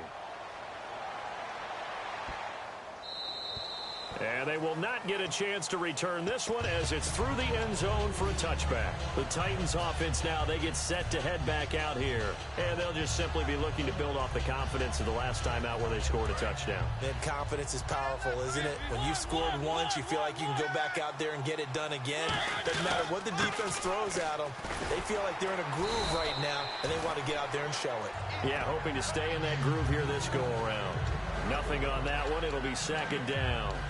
Well, they know how to protect the pass, but sometimes cornerbacks, they can also stop the run, can't they? Is that what we call a complete corner? Yeah, because we're so used to these guys just being defenders in the pass game. How about the guys who can come up and make the tackles? That's what we just saw there for no gain, too. Mariota now on second down. They set up the screen for Henry. And now the Texans are going to stop it as they signal for a timeout. They'll have 2 remaining as we step aside here in this second quarter. Offense working with a 3rd and 13 still left. Play fake. Mariota. He's going to loft one deep left side here. It's caught inside the 25. Touchdown, Titans. A big play there. 78 yards. And the Titans are going to add on to their lead. And correct me if I'm wrong, that was just a simple fly route, wasn't it? No, there's nothing to correct at all. You've got it down pat. And I just remember as a player, when I'd be in practice sessions and I'd hear 9 from the receivers, that meant fly route, go. Look out. That was the 9, and he just kept going all the way into the end zone for the touchdown. The Texans offense now, they get set to head back onto the field. Last time they were out, they scored. Still trailing here, though, so some work to do. But it's okay in terms of mindset. Because they scored the last time, they're not quite as worried about being down on the scoreboard because now their confidence is a little bit higher. They feel like they've got something going, and they feel like they can attack again and put more points on the board. Are you scoreboard watching if you're the offense, or are you just focused on this drive? We wouldn't be telling the truth if we said that they didn't scoreboard watch. Everyone does it to some extent. But you've got to set it aside right now and just focus on this series. That'll take care of the scoreboard if they punch it into the end zone. Cool under pressure right there, escaping the pocket and finding what I think was not his primary target. And some of these guys are just so comfortable getting outside of the pocket that they'll do it on purpose. It doesn't even need to be a breakdown. They move, and they know it affects the defense because a lot of times you get lost in coverage in the secondary, and I think you're exactly right. Wasn't his primary target. Found a secondary guy who sprang open, probably because of his movement out of the pocket. That is caught at the 7. So a pause here for us as well. Time to pay some bills. We're back to Houston after this timeout. Red zone opportunity. They come out here in the eye. They'll try and run down here with Irvin. And this is not going to do it as he's stopped at the 2-yard line. And the Titans going to signal for a timeout defensively. It's just their first, so they'll have 2 remaining here before we get to halftime. They'll try and sneak it here. Call it a gain of a yard as they get a little bit closer here. It's 3rd and goal. Now another timeout here called by the Titans. So that means they're down to 1 remaining here as we head toward halftime. They're knocking on the door as they come to the line here on 3rd and goal from the 1. They'll go with the keeper. And he's in for the score. Touchdown, Texans. It's their quarterback. His 2nd touchdown of the game, his 3rd on the year. And the Texans cut into that lead. And they'll get set here looking for the 2-point conversion.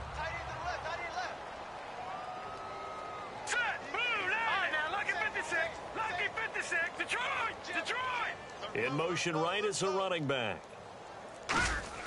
They'll try and throw for it. And no, it falls incomplete. So the 2-point conversion, no good. So now, Charles, 2 touchdowns, 2 tries at 2-point conversions, and both fail. And you want to say, let's go ahead and run the kicker out there from now on. But the problem is you're chasing points at this stage. So now you've got to dial up more 2-point conversions and hope you're successful from here on out. Out come the Titans now. And they will simply, Charles, be looking to duplicate what they did last drive when they were able to push it in for 6. And they hope it'll be that easy, right? To be able to take exactly what happened before, replicate it. They may have to make a few additional changes along the way because I'm sure the defense will make some adjustments, but they've got to have great confidence having scored the last time out. A loss of a full 3 yards, and now it's 2nd down. And they're going to speed things up here.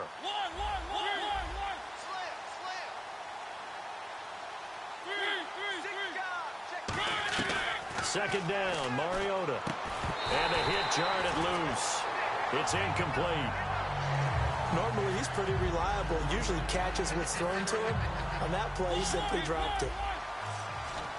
And with a 3rd and 13 here, the defense in a dime look.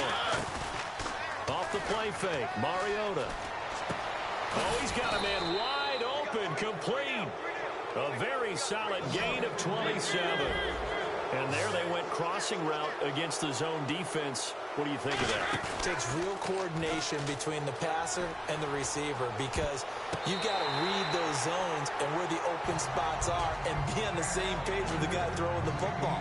Because sometimes you're throwing it in front of the zone. Sometimes you're throwing it between the zones. Sometimes the receiver's going to just kind of find a spot and what we call sit down and present himself to the quarterback and throw it there. It's a tough read, but when they're in sync, it's really effective. On second down, here's Henry. And he's going to get hit at the line of scrimmage and driven backwards. And now the Texans want to call another timeout. So that means they're down to one remaining here as we head toward halftime. On play action, Mariota. He's got his man on the crossing route. They do get 9, but it leads to 4th down. Now here's a whistle and a timeout. It's called by the receiving team here. And with halftime on the horizon, they'll be out of timeouts from here forward. The offense staying out. They're going to go on 4th and 2. Mariota to throw for it on 4th. Oh, and a bad throw there. It's intercepted. A great read, and it's picked off. And they will set up shop at their own 46-yard line. Naturally, we're going to say it was a poor pass, but the defensive guys say it was just a great play by them. They broke on the football, picked it off, and gave some momentum to their team. They'll come out throwing here on 1st down. Looking left side, it's complete. He's got it. And taking it across midfield and just shy of the 40. They give him 13 yards there on the play and a fresh set of downs. They come up in an empty set. 4 wide receivers, 1 tight end. They'll set up a throw. Wide open receiver complete. And he gets this one all the way down inside the 20-yard line.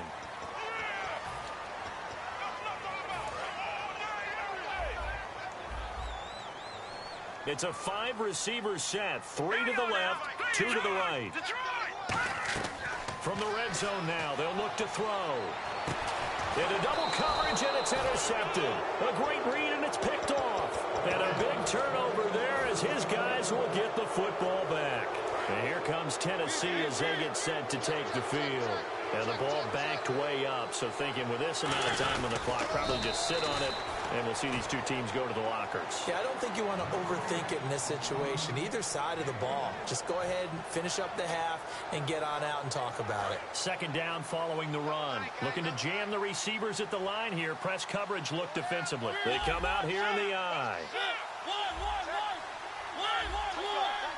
They come out with 1 back and 3 tight ends.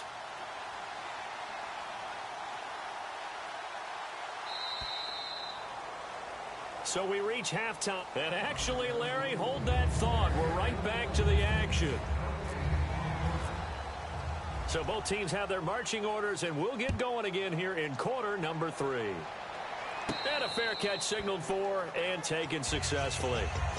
And the Titans getting set to go. They built a good first-half lead. Now they have a chance to add on to it.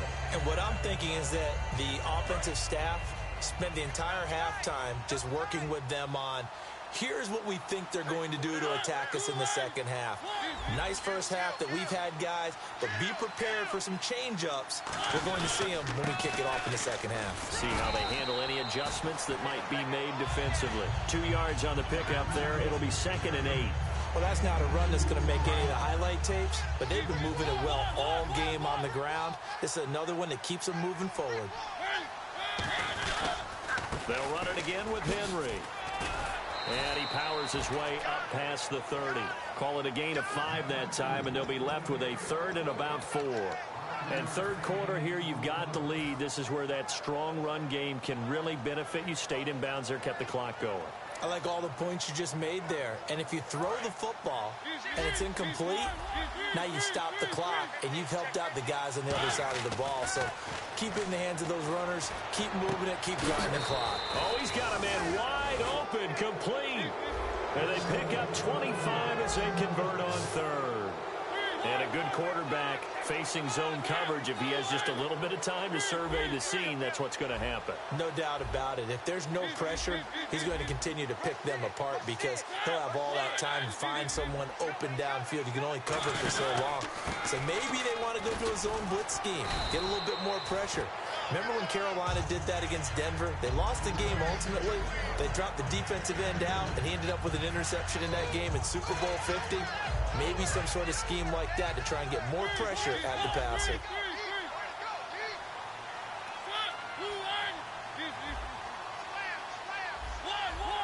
They come up in an offset eye. And on the outside, they're playing press coverage. Mariota now on second down. Throwing left side here, and it's complete. And he'll go down here at the 35-yard line. The reception good for 7. It's third down.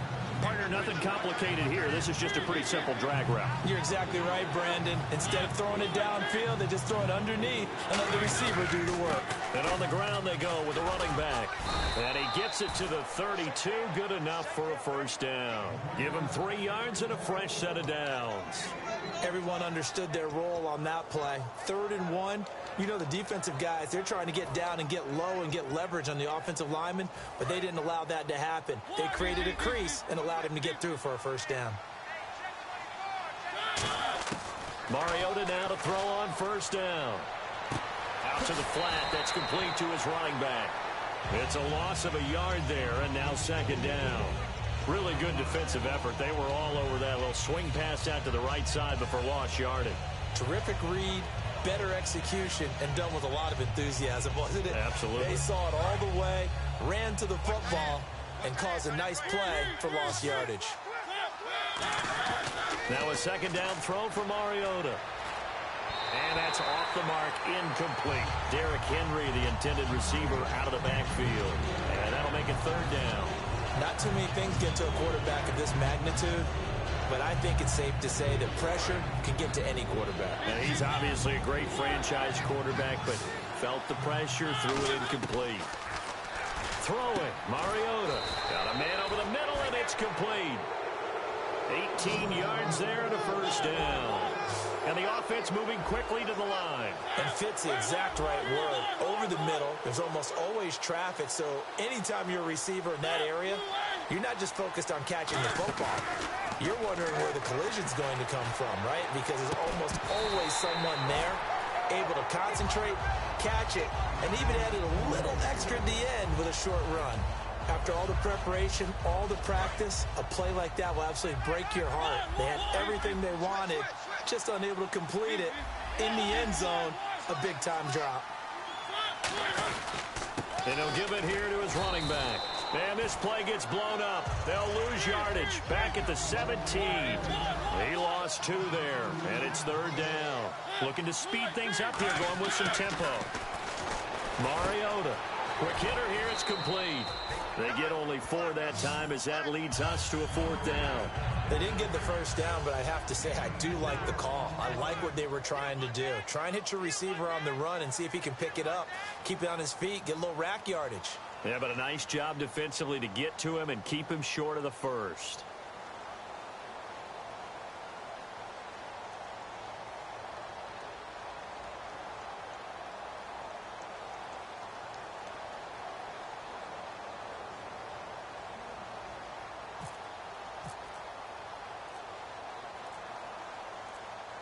The play clock's running down.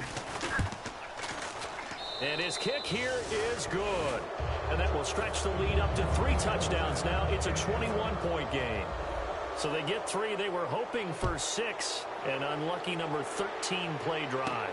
Well, you go to the sideline after putting 3 points on the board, happy, but you wanted to be ecstatic. You wanted to have 6 on the board. On the opposite sideline, though, the defense, I think they're high-fiving each other, only giving up 3 after letting them run that much offense.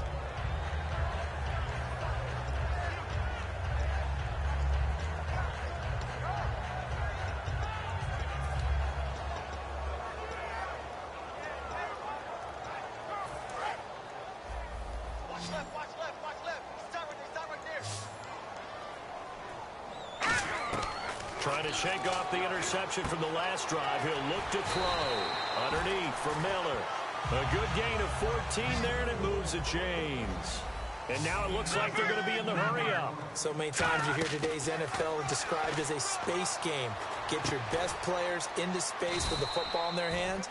That's why sometimes you just swing it out to your runner, get him out in the flat, and let him have a chance to make people miss an open field. Obviously, this has not been a banner game throwing the football. So what you got to do, you got to kind of down focus, don't you think? Find the tight end, take some easier completions. The interception last drive there. He hits the reliable target. And he's brought down.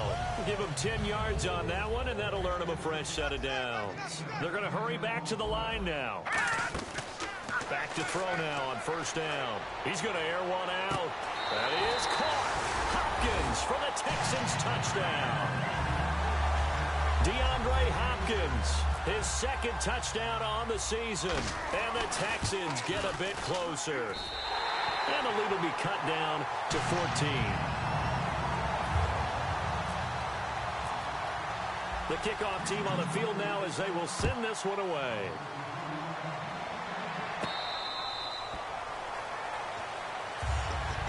And here comes Tennessee as they get set to take the field. And they had 3 points last time, but they didn't want 3 points because they were well within range of scoring a touchdown. We'll see if they can do better now. I'm with you on that one. Let's just go ahead and be frank about the whole thing. The only one happy about the 3-point kicker. Exactly. You put it through the post. That's going to help him in contract time. But that offense, they're thinking, let's get in the end zone this time. I don't know if that helped him at contract time. You could have kicked that one through. I don't know about that. Toe bash. I don't know about toe bashed it. Super toe. And that's exactly what you want on a first down run. Pick up 5 yards, bring up 2nd and 5. The defensive line, though, they've got to figure out a way to out-leverage the guys up front because the offensive line is winning at the point of attack. And he motions the wide receiver.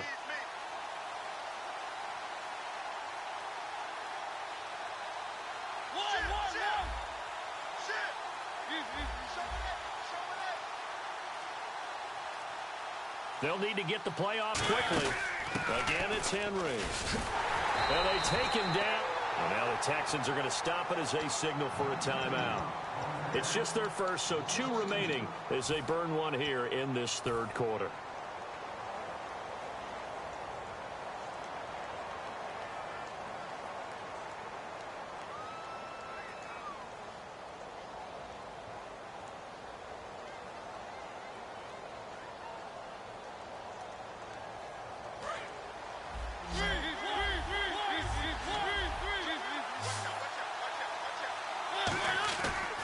Play action. Mariota. He's going to loft one deep left side here. And that one incomplete. Had some position but couldn't hold on, and it brings up 4th down. On now is the Titans punter as he'll punt it away for the 2nd time.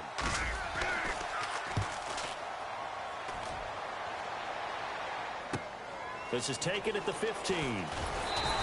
Nice job on the return there, 16 yards. And the Texans take possession. And now out comes Houston.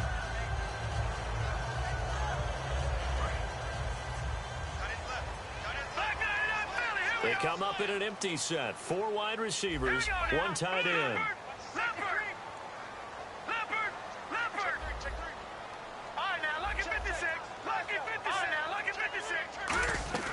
They'll come out throwing here to start the drive. And he's going to be intercepted a 3rd time. A great read, and it's picked off.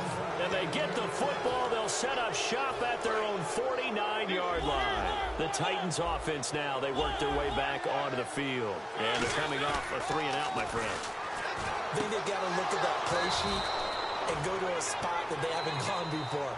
Time to shake things up a little bit to try and get this offense moving. Okay, so how do you do that?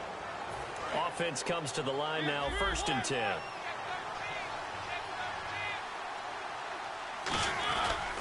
Mariota gives to Henry. And nothing doing. He's immediately taken down at the line of scrimmage. Just a yard on the first down carry, so it's 2nd and 9. And they're going to hurry back to the line now. 10th carry now for Derrick Henry. Shreds the tackle. And he's going to take this one down to the 25. Call it an 8-yard gain. Much better shape now on 3rd and just a yard. The 4th quarter here, they've got the lead. They want to keep it on the ground. That's what they're doing. Smart football. Keep the clock grinding, keep it going. But you got to figure now, they're going to see more people stacked up at the line of scrimmage as they try and bleed it out. And quickly, they get to the line. On 3rd and 1, here's Mariota. That is caught right at the 10-yard line. And he will score. Touchdown, Titans. Darren Waller, his first touchdown of the new season. And the fumble recovery leads to 6 points for the Titans. Out is the kickoff unit as they run up and send this one away. That's fielded in the end zone. And he'll take this up past the 20 and down at the 22-yard line. And now out comes Houston. And last time, one play interception. So this offense, they should be fresh. That's a good way of putting it. And I can't wait to see what they decide to do with play calling. Because a one-play drive where you throw an interception, a lot of people think the very next time out, run the football, don't give them a chance. Maybe play action? I think maybe you go play action, show your quarterback, get a little confidence in him, and let him fling another one. He'll try again with the arm here on 2nd down. Brought in over the middle by Grant. And they get him down, but not before he takes it across the 40-yard line. Simple slant route, and part of a really nice hard throw by the quarterback. Nice timing between the quarterback and the receiver. They were perfectly in sync, and he put it right on him on the inside route.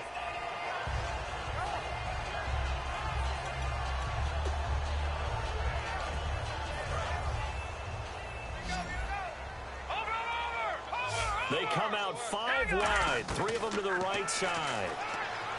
They'll set up a throw, and he will find his man on the outside. A gain of 6 there on 1st. And now they're in the hurry-up.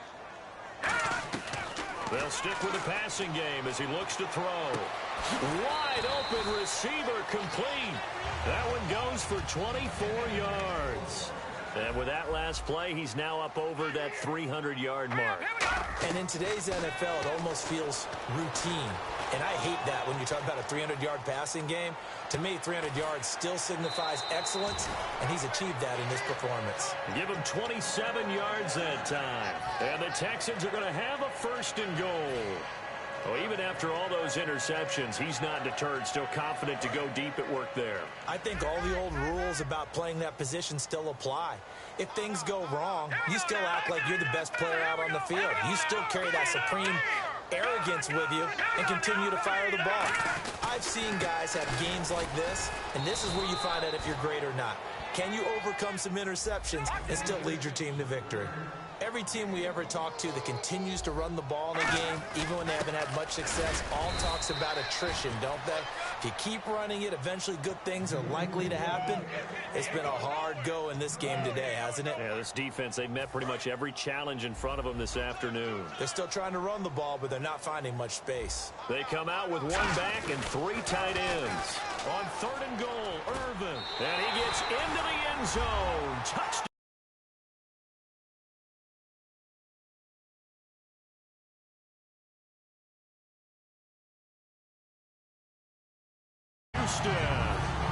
Tyler Irvin, his 2nd touchdown on the season. And the Texans cut into that lead. And it's up and good.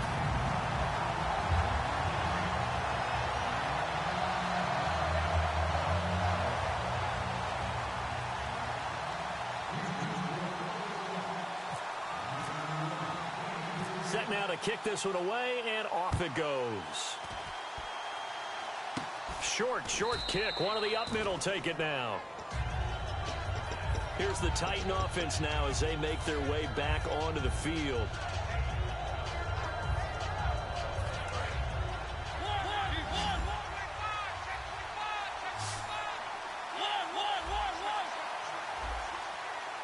The defensive line disperses a little bit here, maybe expecting a pass. They'll start on the ground. It's Derrick Henry. And some space here. It's a big run there by Henry. 46 yards. Big run here in the fourth as they continue to wear down this defense. And that's when the offensive line coach clicks onto the headset and says, head coach, offensive coordinator, let my guys fire out and hit people. We're wearing them down. Let's finish them off with the running game.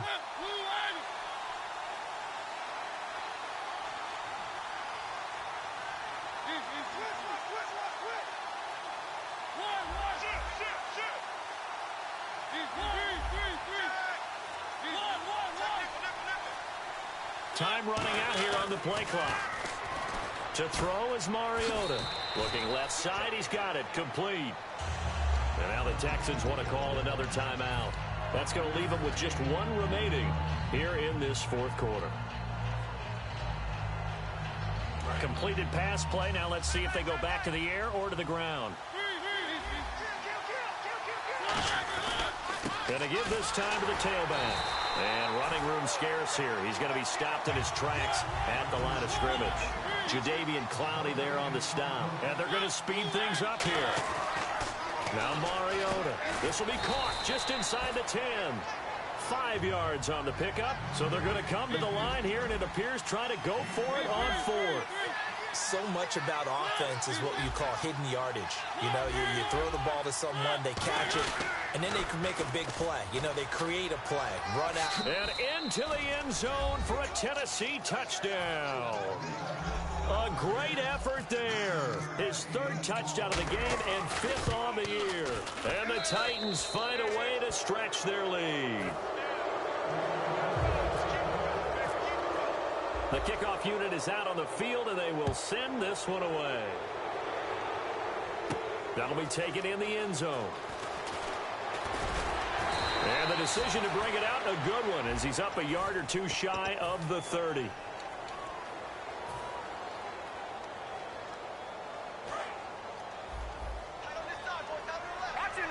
They come out 5 wide, 3 of them to the right side. He'll look to throw. Oh, there's that man again. It's complete. And he's brought down after a good gain. A really nice gain of 25 yards. And the offense moving quickly to the line. Back to throw now on first down. And it's incomplete. Took a shot, couldn't connect. Second down now after the incompletion.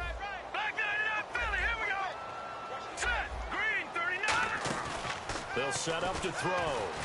And he'll be hit from behind and taken down. Jurrell Casey able to use that strength and get him for a loss of 2. On third down, he'll drop to throw. Eluding the pressure right. And this is going to be incomplete. Good job by the O-line. Quarterback had time to go through his checks. That's one you need to take advantage of. A perfect situation, and they're unable to take advantage of it. When you have that much time to scan the field, you have to find an open receiver. Got to try it here. He's back to throw. But his pass is intercepted for the 4th time today. A great read, and it's picked off.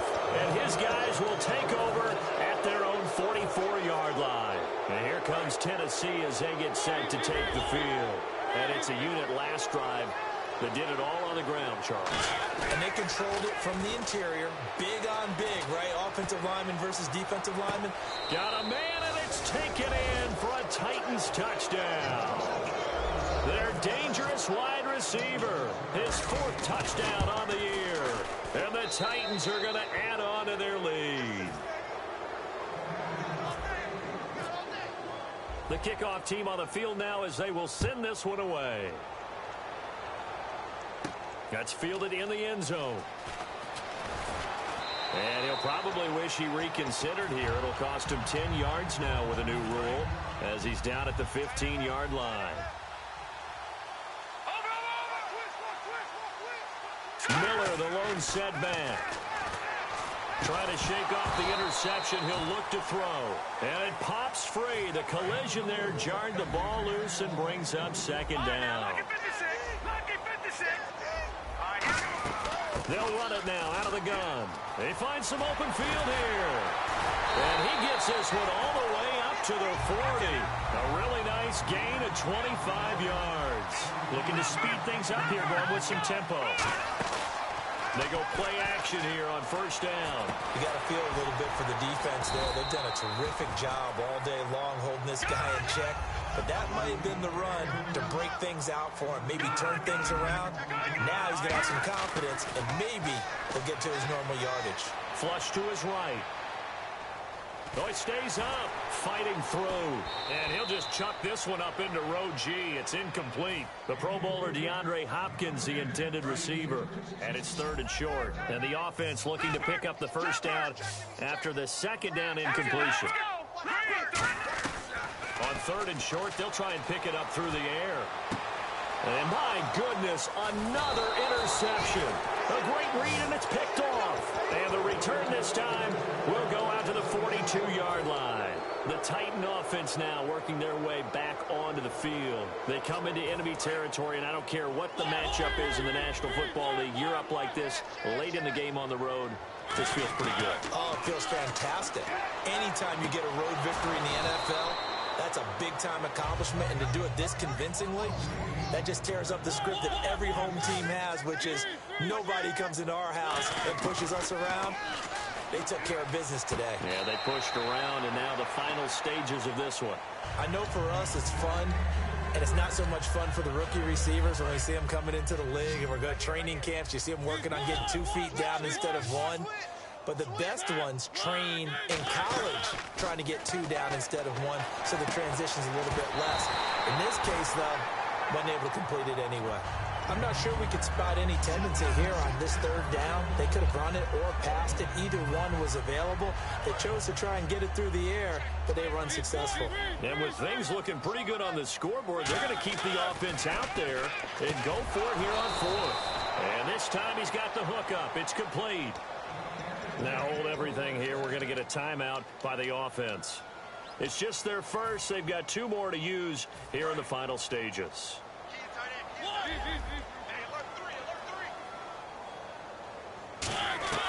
Throwing here, Mariota.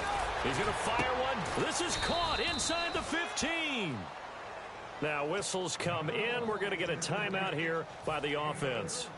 That'll leave them with just 1 remaining in this 4th quarter of play. Fresh set of downs here. They come out 5 wide, 3 of them to the right side. Here's Mariota. That is caught at the 7-yard line. That throw good for 4. It's 2nd down. They like going to him in the slot. He catches another one. I think this comes under the heading of until they stop him, why not go back to it? He has something going really well. Great working relationship with the guy throwing the ball, and they keep making the connection. Again, it's Mariota. They set up the screen for Henry. And they are going to score again. Yet another touchdown as they just add to their totals. And to me, that touchdown allows you to start grinning widely on your sideline. I think they pretty much locked this one away. Yeah, that's the clincher, the proverbial icing on the cake, if you will. There's the Titan kick team as they run up and send this one away. That'll be taken in the end zone. And he will be brought down here at about the 17-yard line. And now out comes Houston. They are just obviously getting shellacked here in this one, Charles. What's the message if you're a coach for this final drive in a lopsided game like this? For a lot of coaches, be honest. Don't forget today. Don't forget what has happened out here. Yeah, use that as ammo going forward. Exactly. Take a great look at that scoreboard. Realize how poorly everything went for us today. Coaching, playing, the whole deal. And never forget it, because you're not going to want that feeling again. No, you don't want that feeling again. And who knows? You may meet up with this team again. Now the offense lining up 1st and 10.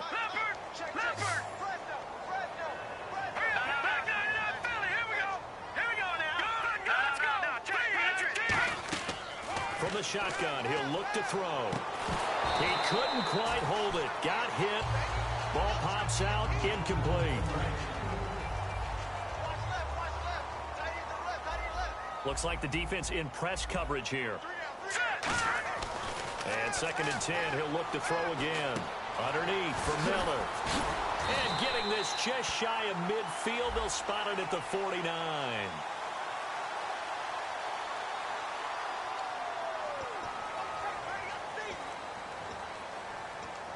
First down and 10 now for the offensive group. And the D-line pinching together must be expecting the run. Miller, the lone setback. He'll look to throw, finding time. And he knocks the ball away, and it falls incomplete. They decided to air it out a little bit on that play, take a shot downfield, but the coverage was really nice. Able to get a hand in and tip it away. Watch it now, Marty.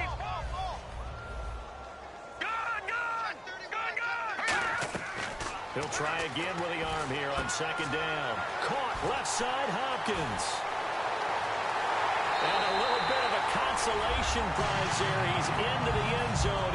Won't win him the game, but they do get the score with all zeros showing. But some fantasy players are really happy with that score. He has his 2 scores, but still a sizable deficit in this game. Do you have him in fantasy football this week? Unfortunately, no. It's too bad, right? That would have been big points, but he is really trying to rally.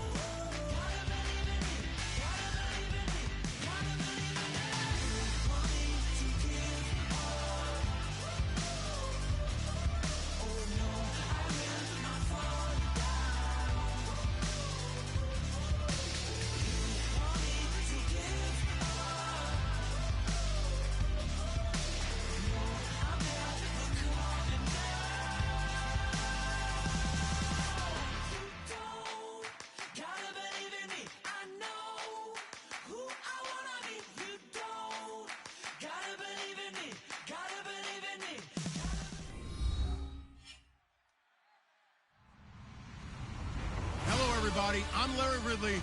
You're tuned into the NFL on EA Sports.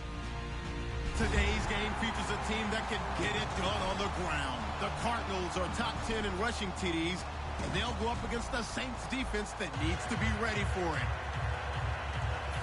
So for the call of this week's 17 matchup, let's send it out to our broadcast team, Brandon Godden and Charles Davis.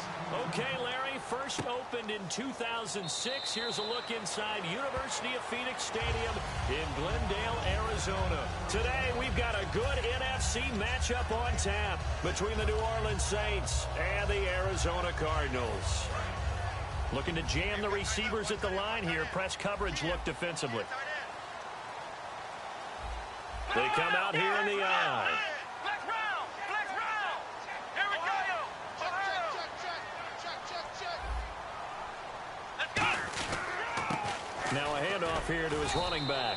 And he'll fight forward to about the 27-yard line. Give him a couple on the carry there, 2nd and 8.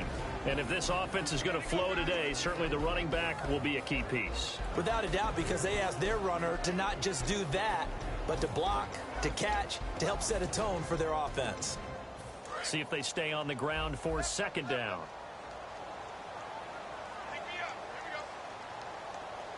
Here we go.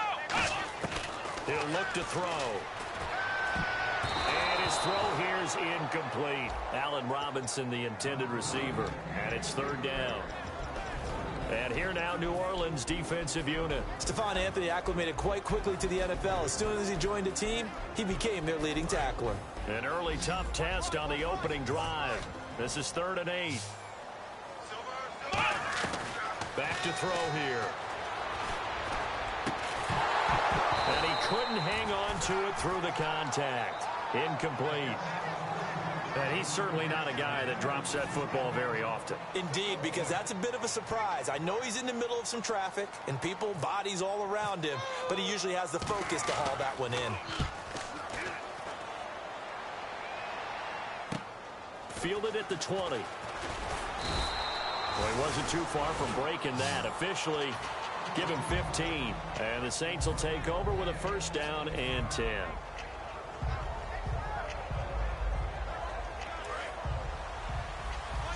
Shift together here from the D-line.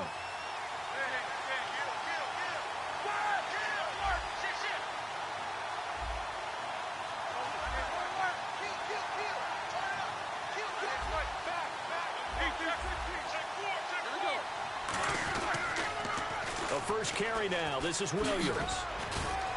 And he puts his head down and gets up to the 42 for a gain of about 6. I know the toss play begins with the guy taking the snap and turning around and tossing it to the runner. But where the real intrigue is, can they seal the edge? Whether it's an offensive tackle or a tight end in the direction they want to run the football. If they do that, that's the result that you get, that type of a gain. If they don't, oftentimes it's not a very successful play. It's really simple to say that they know their identity, that they are a passing team. But one of the reasons that they're so successful, they know how to mix in the run and make sure that they keep the defense off balance and not able to just simply say, let's go get the quarterback and disrupt things. And they'll send the tight end in motion. Play clock winding down. Now a first down carry. It's Williams.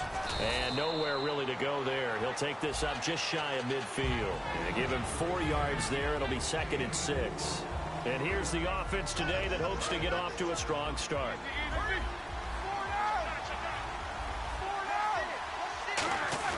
Now they'll throw it with Roethlisberger. And he slings one that's incomplete. Let's meet the starters on the defensive side of the football for Arizona. And let's talk about Robert Kimdichie, their first-round pick out of Mississippi. I still remember him coming out of high school. An absolute terror, maybe the best high school prospect in the nation. People look to see if his motor is going to run high all the time, because when it does, he is something else. And the Cardinals, they trot out their dime package for 3rd down. On 3rd down, Roethlisberger. He rifles one that's intercepted. A great read, and it's picked off. And the return this time will go out to the 42-yard line. And the Cardinals getting set to trot out there now. And the last drive, their first drive, 3 and out. What changes here, if anything? I think it's making sure the guys that you trust the most with the ball, the biggest playmakers you have, that they touch it on this possession to try and get things moving. So get it to the horses. Without a doubt. They're the ones that typically end up in the end zone. No gain on the play. It'll be 2nd down. Looked like he was trying to bounce it outside, but no success. Yeah, sometimes you got to just figure out where you're going to go, and sometimes you just have to take it to another spot. In trying to get it outside, the defensive pursuit was there and just ran him down.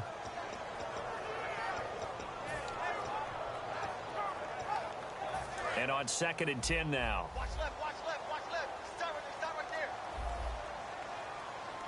Here we go. 38. Ohio.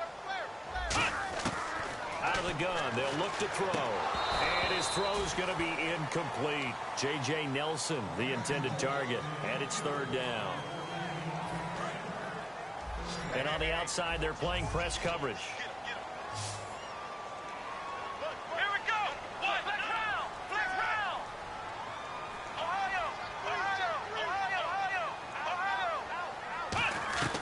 On third down, he'll drop to throw. And incomplete. The contact made the ball roam free and brings up fourth down. It looked like they had something there, but I think that he was thinking about running with the football before he actually hauled it in, and that led to a big drop. Here's Garrett Swanson now, as he'll kick it away for the second time.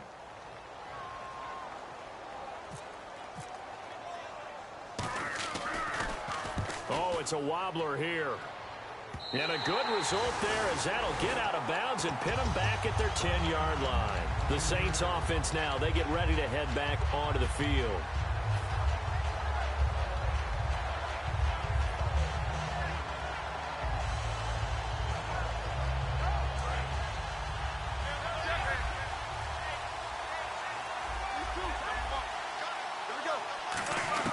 They go back to the air here after the INT.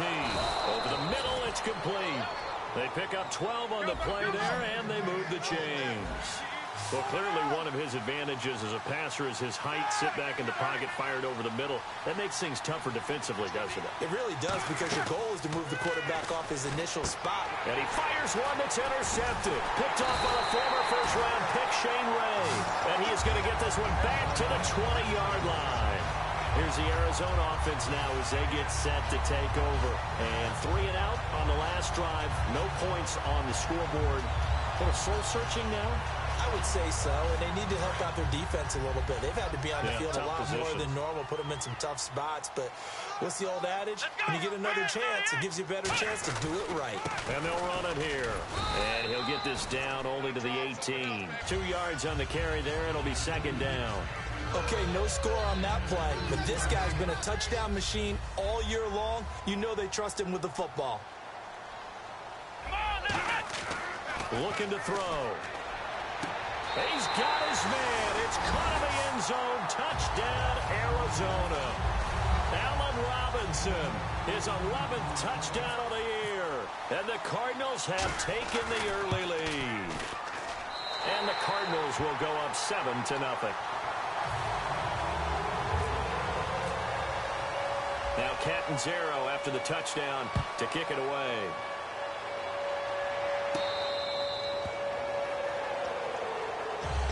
Now the Saints offense, they get ready to go back to work here.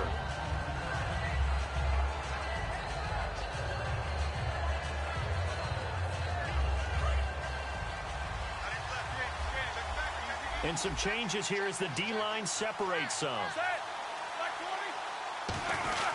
They start the drive on the ground. It's Williams. And he powers his way up past the 30. He'll get a nice chunk there on the first down run, and it's 2nd and 4. First play of the drive, let's give credit all around. Excellent blocking, but the guy carrying the ball, he was the finisher. A really nice run. Looks like the defense in press coverage here.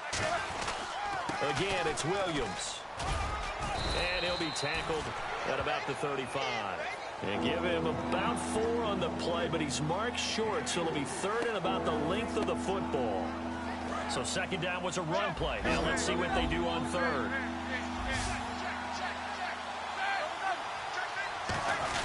Short yardage unit out there. This is Fowler, the fullback. And he's going to have the first down at about the 38. Coach hinted to us that we may see some old power football here in this game. We got a taste of it on that first down run. I love how he hinted it to us. And then when we were watching practice, we were watching what they call inside drill with the offensive and defensive line. And they kept putting more defenders on the other side and saying, block that. I don't care how many guys are in there. I want to run the football this week. And boy, it has paid off for them in this game.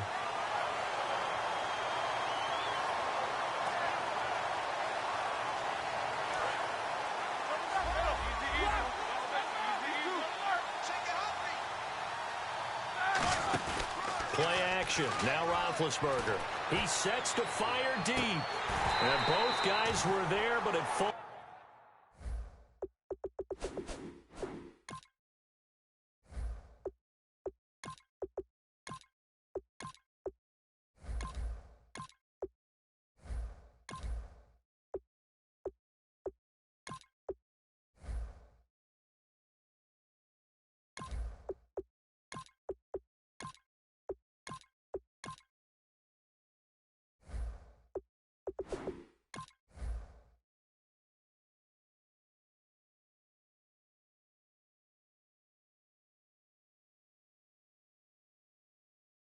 falls incomplete.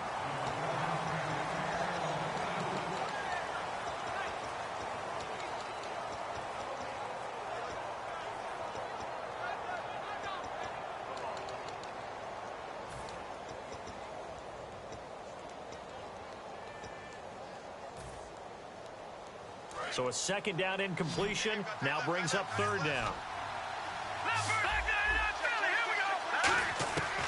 Now a shotgun snap as they'll look to throw. And he comes back with one complete. It'll be a gain of 8, but it'll also lead to a fourth down. Obviously, they didn't get everything they wanted on that completion, but they put themselves in. And now here's a timeout defensively coming from the Cardinals. They'll have 2 remaining as we step aside here in this first quarter.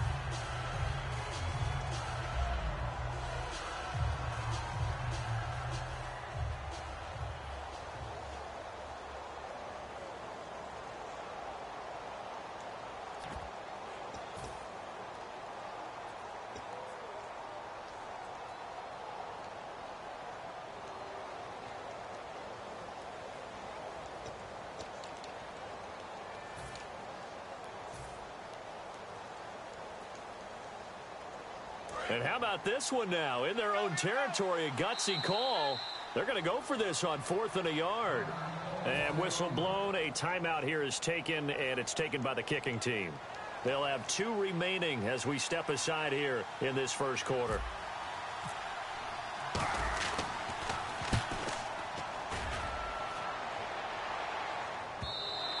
And that'll hit in the end zone. Much too much leg there. That'll be a touchback. Arizona getting ready to go as they take the field. And they were able to punch it in the end zone last time. They'll be looking to do that again here for the defense. Obviously, they'll be looking to stop them from punching it back in the end zone. It always is punch-counter-punch, isn't it? And which team has the advantage? Well, let's just go back. Last time on offense, they rolled downfield, got into a good rhythm. You can see a little more bounce in and out of the huddle. You can see the sideline really get into the game. So defensively, you're thinking to yourself, how do we take that away from them? How do we get the advantage back? Let's see what they come up with. I think pressure is always the first way to go. You love pressure. I love it. We'll see if they dial it up this drive. Cuts back, left sideline.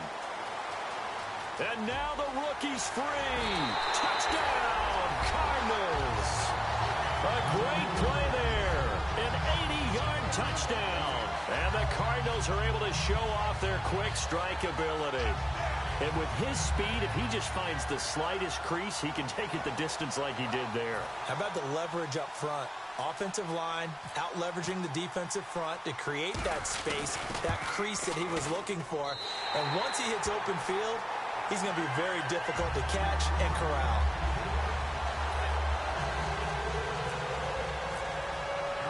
Now Catanzaro after the touchdown to kick it away.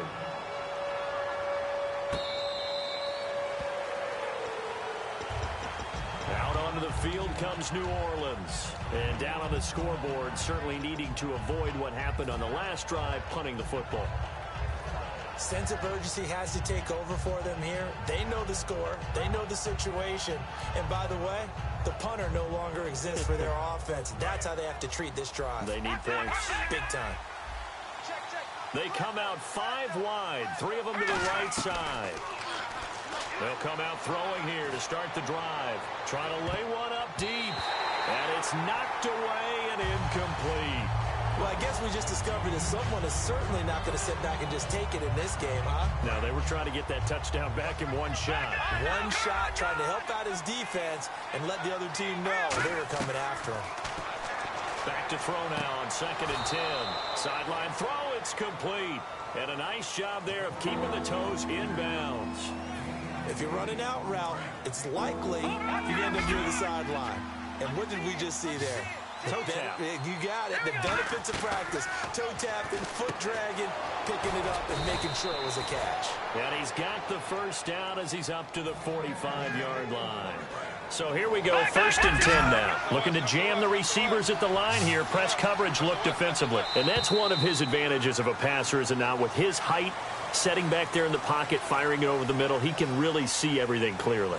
It is, and I know that other quarterbacks get it done different ways, all right? You don't have to be his height to make a great play, But what he does is he takes away having to make those slide steps in the pocket to find angles to throw the ball through. He just throws right over the top of it because he can see everything, and sometimes that saves time and gets the ball to a receiver quicker. Now on first down, he'll drop to throw it. Surveying the field. Dancing to his left. Oh, he's got a little daylight. And he's out of bounds as he gets this down to the 45. Give him 10 yards on the pickup, and it'll be second and very short. And we have to give credit to him for buying time and extending the play. But, you know, there's some really upset defenders on that one. They thought that they had him. Instead, he was coated in Teflon and got away. And he'll get it down here to the 43. 2 yards on the pickup there, but it's enough to give him a new set of downs. Second and inches is oftentimes an invitation for an offense coordinator to take a big shot downfield because he feels like he can come back on third down and pick up the first down. But sometimes you just don't want to break tendency. Stay with what you are, stay with who you know, and go get the first down. That's exactly what they did. And able to break one tackle, but then quickly brought down. Now, that was not a bad scramble there on first down. He didn't force it, nor did he throw it away. He was able to take off, and now he made it a very manageable second and short. And here comes play number 6 on this drive.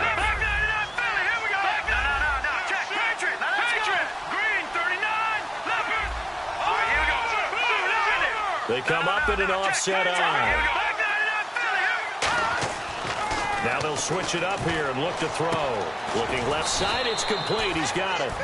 Now it looks like we'll get a timeout as there's a Saints player down here on the field. And this is certainly not what you want to see in the final week of the year. We'll be back. Trying to keep the drive going here. This is play number 7 on 3rd and 2. They'll try and run for it. Here's Williams. It'll be a gain of 16 and give him a first down as well. Well, so much for him being bottled up throughout the day. Finally finds a way to break through and get a really nice gain. The defense had felt great about what they had going. Now they've got to turn their attention to getting it back in that direction. Can they bottle him up again? Because I'd say after that run, confidence is pretty high for him. And they've got it inside the 10 at the 8. It's a good gain of 11, sets them up first and goal. And those first downs do add up. The offense keeps the ball moving downfield and keeps their defense on the bench, giving them a chance to rest. They're going to look to throw.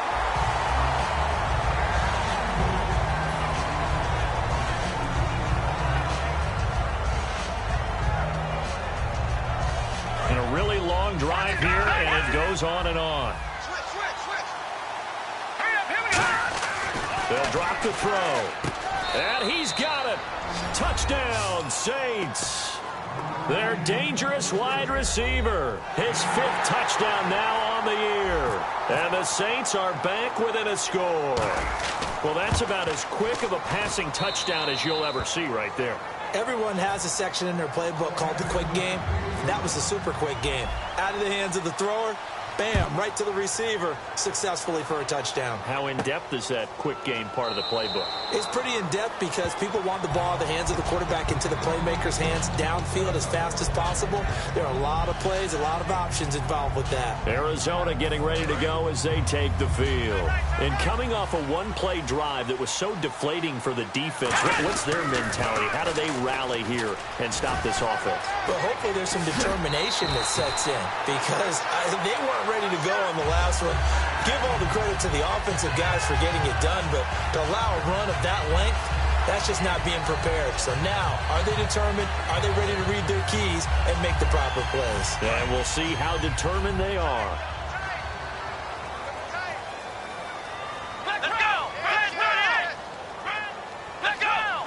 They come out here in the eye. They go play action here. Nowhere to escape, and he goes down. Stephon Anthony. He's the one that got to him. He takes him down for a loss of 9.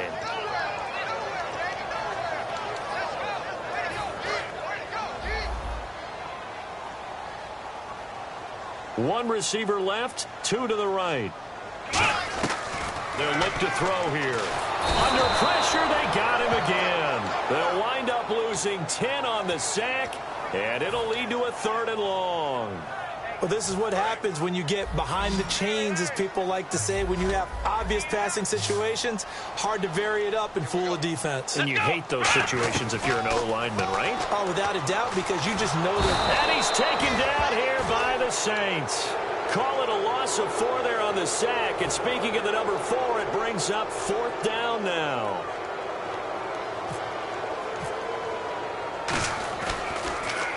He's been a busy man here in this first half as he gets it away.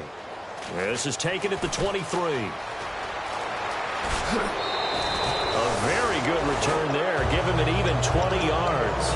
And the offense will come back onto the field with a 1st and 10. Out onto the field comes New Orleans. And they're hoping to capture some of that magic they had last time out when they were able to put together a scoring drive. But they're still down here, Charles. Not the major concern, though, because of what you talked about. They scored the last time out. They feel good about themselves. They feel like their game plan is now in effect.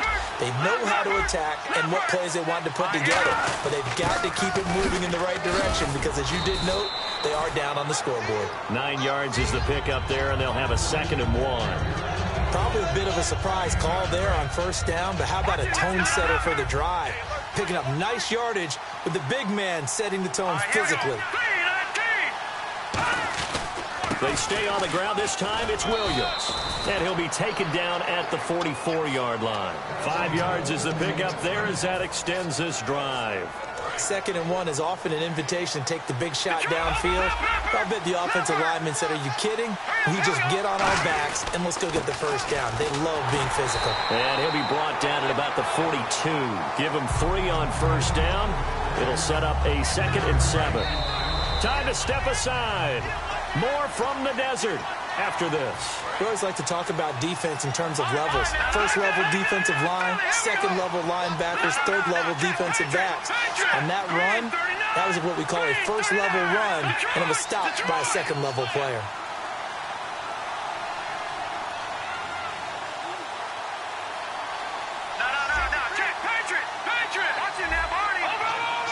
They come out here in the eye. Now an inside give. This is Fowler, the fullback. Call it a gain of 5 there on the run, but they'll remain a yard or 2 short here with 3rd down coming up. And that's why that position was created. Big, powerful, strong guy who can carry the ball and plow forward. That's exactly why you have him on the field.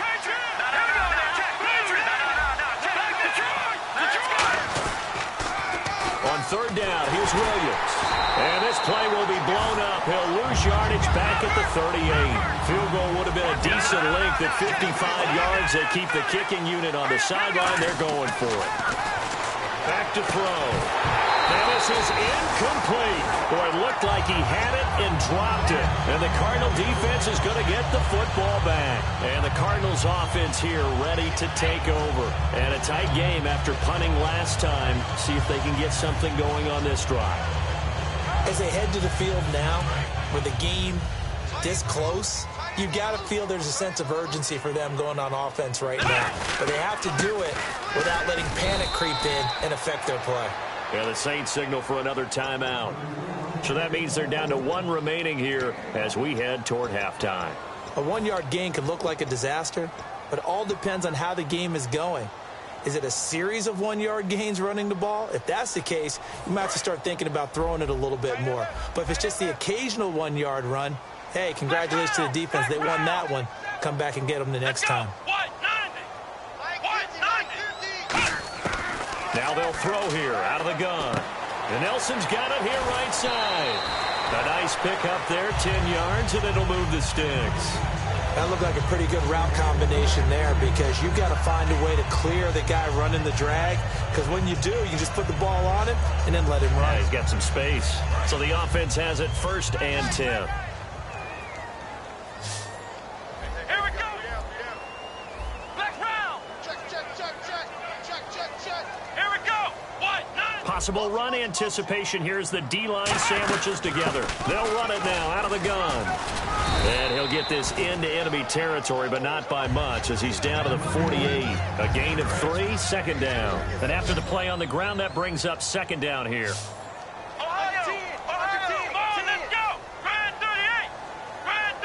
In motion comes the tight end left. Black round. from the shotgun. He'll look to throw. Oh, he's got a man wide open, complete. 23 yards on the play. So on that play, defense was in. Now hold everything here. We're going to get a timeout by the offense. So that means they're down to 1 remaining here as we head toward halftime. Offense comes to the line now, 1st and 10. Here we go. And they'll go on the ground. And he's going to fight his way forward here for a modest gain. It's a 6-yard pickup, and it gets him to 2nd and 4. And now it looks like they're going to be in the hurry-up. This drive is turning into an extended one, and the guy carrying the ball, he's becoming more like a body blows guy. Every carry is putting some damage on the defense. So after a while, I'm not too sure how many guys are going to want to run up and tackle him. They get 6 on the pickup there as the drive will continue. So many teams want. Now whistles come in. We're going to get a timeout here by the offense. And with halftime on the horizon, they'll be out of timeouts from here forward.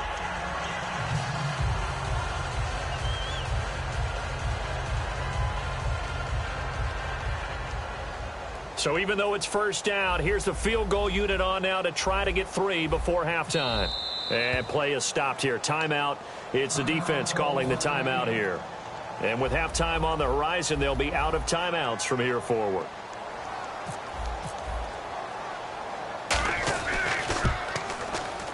And Catanzero's kick is right through.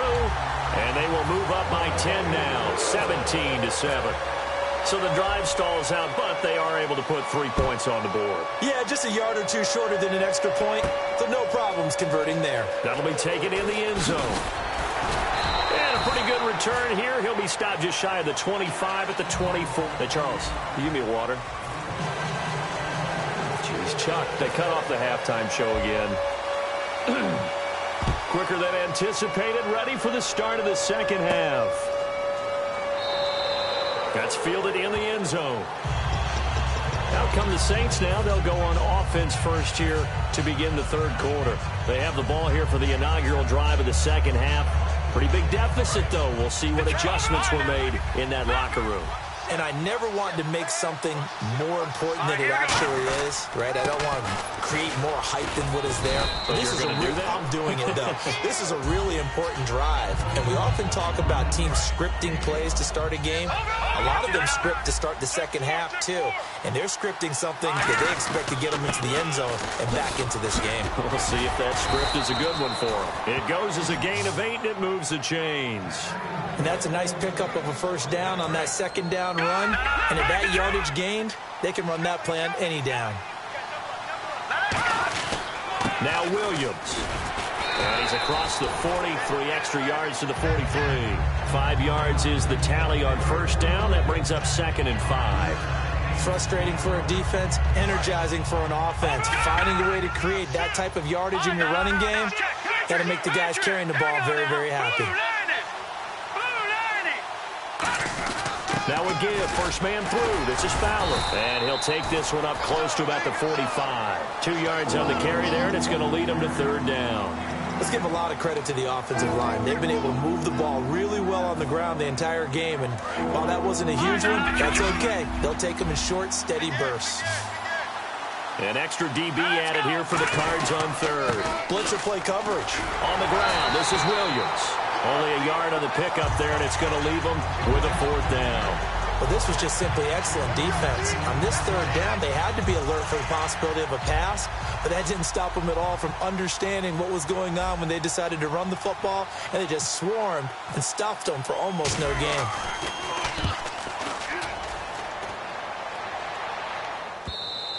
And not what he was hoping for there, as this will hit in the end zone for a touchback. The Cardinals offense now ready to get their first opportunity here in the 2nd half. They were able to get the ball back here, didn't surrender any points. Now they'll look to add to that lead. Hey, how about the boost the defense gave them? Going right out on the field, shutting them down, not giving up any points, and turning the ball back over. They want to do their part now and show them a little respect and some gratitude by scoring some points. And to get a little more cushion. I know anytime you watch a team run the ball really well, there's some pinball effect, people bouncing off of each other. There's also some things of beauty in there when you see these nice, explosive, strong runs. And this guy, he knows how to carry the football really well and continually wants the football. Why? He knows the offensive line is going to give him great effort, and he gives great effort himself to finish off runs. 2 yards on the pickup there. It'll be 2nd and 8. In my book, that's running the ball well, but with intelligence. How about him keeping the clock moving, staying in bounds? Yeah, even though it's the third quarter, you're thinking ahead, aren't you? This is where your running game can really help you with a lead in the second half. I agree totally. It's not just end-of-the-half situations that you worry about the clock. It's throughout the game. And with a lead, stay in bounds. Make them fight harder to try and catch you. Here we go. 190. Ohio. And the D-line pinching together must be expecting the run.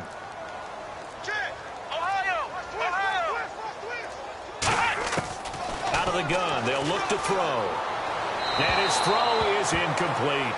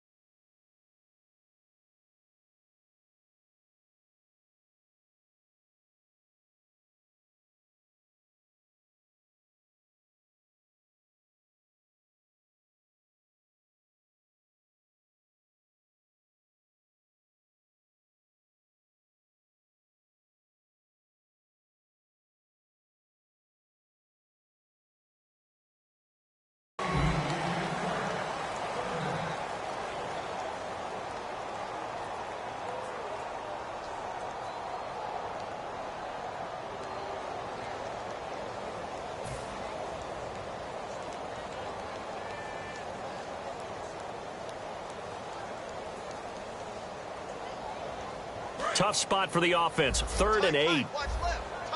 Watch left. And on the outside, they're playing press coverage. He'll drop to throw. And Robinson with a big catch. And he brings this up to the 46. Good enough for the first. He's such a good route runner. Shows it there on 3rd down. Very proficient and a good pass. And you know what I've observed over the years in the NFL?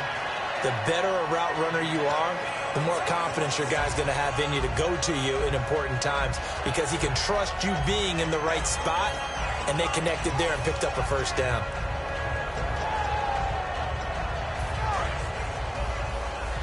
Watch left. Tight end to the left. Flex round. Let's go. 190. On first down, he'll drop to throw. In the middle of the field, he's got Nelson. Touchdown, Cardinals. J.J. Nelson, his 3rd touchdown now on the year. And the Cardinals will extend their lead. Good pass, clean catch, and a house call there on the fly route.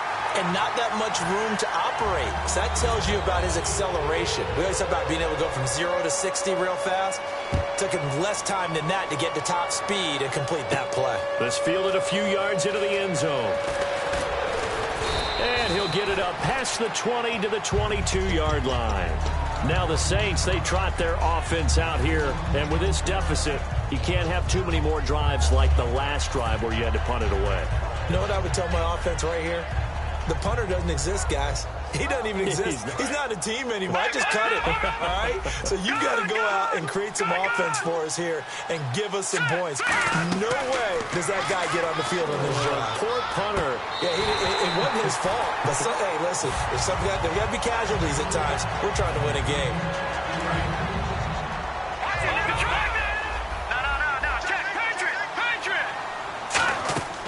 And 2nd and 10, he'll look to throw again. They'll set up the screen. This is Williams.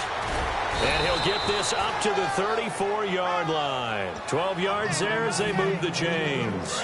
Fresh set of downs here. When you run a screen pass really well, you got to like the look of it because so many parts come together to make it work well. The offensive linemen, where they're faking people out, the back slipping out there, catching the football, then all of them going together as one unit downfield, a really nice pickup. When you execute a drag or a crossing route really well and give them a chance to let it develop a little bit, you can gain some significant yardage hitting your tight end on that one. Going to throw right side here, complete. Give him 9 there on the first down completion. And this time they go underneath for a simple pitch and catch. And not only do you get the pitch and catch, Brandon, but you're able to keep the receiver moving when you hit him with the drag route. All right, here we go. They'll stick with the passing game as he looks to throw. They'll try and set up the screen. It's complete. And he gets this inside the 35-yard line. A nice pickup there of 11 yards, and it'll move the sticks. They're going to hurry back to the line now. They'll look to throw now on first down. And it pops free. The collision there jarred the ball loose and brings up second down. It's a tried-and-true formula, and I don't think it'll change for as long as we play football. If someone's trying to throw the ball and you can put pressure on them and make it tough, that's only going to help your defense. Yeah, he's since being hurried. He got rid of it before taking the hit, but incomplete. That is caught right at the 10-yard line. A good pickup there, 22. And at this stage, down in the second half, looks like they just wanted to find a way to get it in the hands of their playmaker, and they did. And no escaping this time as he'll go down. They got him for a sack. Shane Ray coming hard that time. He's able to run him down for a loss of 12. They come out 5 wide, 3 of them to the right side. Now they'll throw here out of the gun. To the sideline, and that is a heck of a catch as he was able to get both feet in. It'll be a gain of 18 on the play, and that's going to bring up an interesting 3rd and goal. And the next snap coming inside the red zone here. No. Patriot! They'll look to throw on 3rd and goal. A bullet throw, but incomplete. Back now here on EA Sports.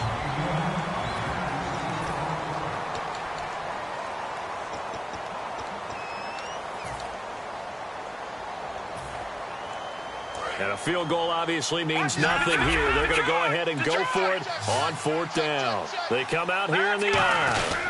They run. It's Williams. And he'll maybe get back to the line of scrimmage, but no more than that. Williams stopped up short of the goal line on 4th down. And this Cardinal defense comes up with a goal line stand. And tough starting field position here.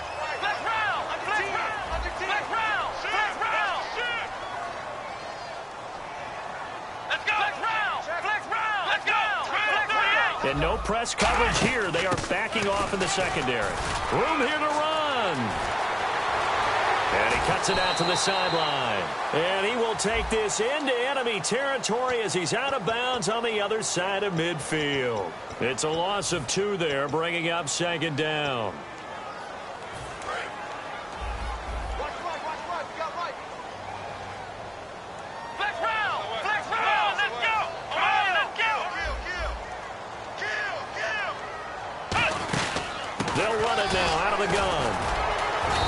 Was very fortunate there to get out of his end zone. He maybe got back to the 2-yard line. No gain on the play there. It'll be second down.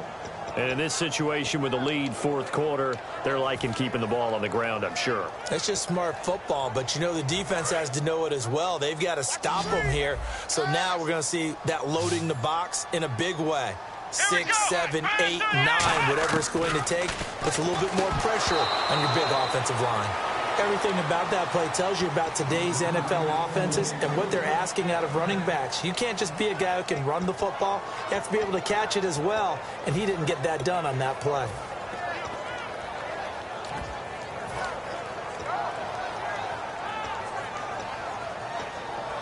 We've got a 3rd and 11.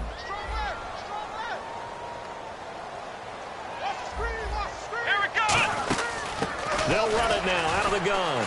And he'll get this only up to about the 3-yard line. Just a yard on the run there, and that's going to bring us to a 4th down. We often talk of situational football. Let's just call it team football. The defense did their job, got off the field, brought the punting situation, so they're turning the ball back over to their offense. You think those guys will get along very well right now? Of course they will. Defense helped the offense.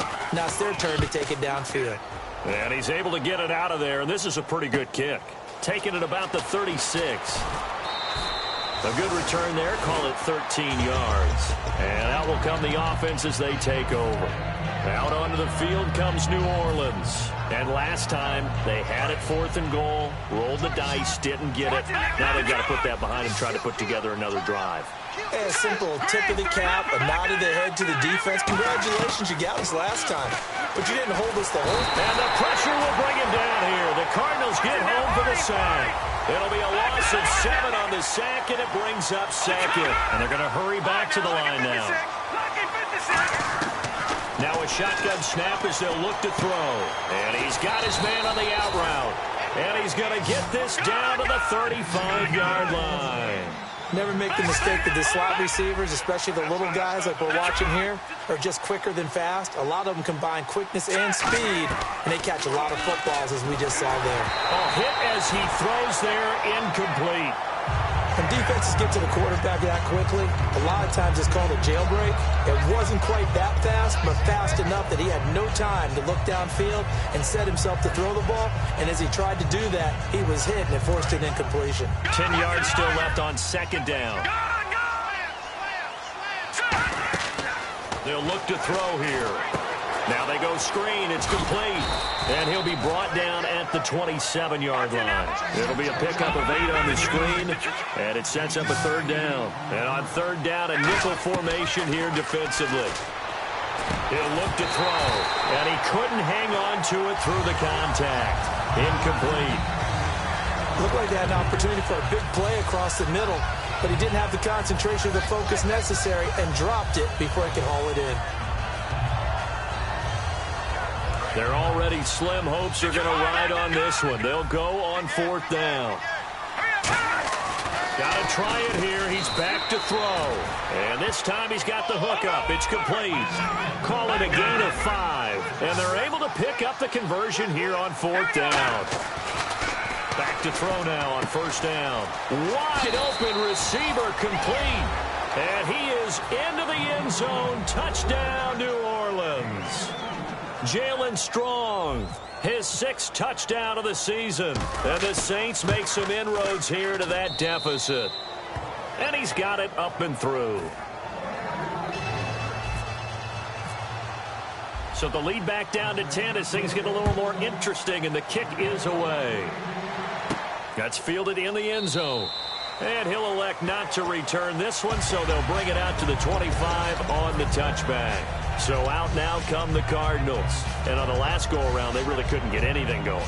They had to punt from deep inside their own territory, which means they're going to lose the field position battle as a general rule. What they're looking for now is a little more consistency, move the ball at least a few times on offense, get a couple of 1st downs, and hopefully flip the field. Yeah, just something to build off of. That's what they're looking for here. Well, they held them to a short gain on that one, and it almost felt like on that first run, they were trying to just throw the jab at them. So how do you stop a jab? Get closer and smother it, just as they did on that last play. And they'll try the ground game here with the running back. And he'll be brought down right around the 37. 9 yards on the pickup there, and it keeps the drive alive. That's a good, nice, crisp run for a 1st down. I wonder if the defense might have been loosened up a little bit, maybe anticipating a pass instead of the run that they got. Now they'll run it on the toss.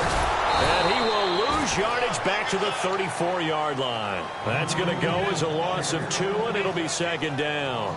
Oftentimes when a guy has a game like this, he's going to take his offensive line out to dinner afterwards. But after a play like that, he may tell him, instead of getting the steaks, guys, we might have to go for the hot dogs. Now they try the right side here. And he is going to lose yardage here. It'll be a loss of 1, and it's going to be 3rd down and a ways to go here. 3rd and 14. Well, Brandon, he's had a great day, and sometimes that just happens. It is the NFL. They will make some plays against you. And the dreaded 3rd and long here for the offense. From the shotgun, he'll look to throw. And Nelson's got it here right side. And now the Saints are going to take a timeout on defense. It's just their first. They'll be down to 2 remaining as we step aside here in the 4th quarter.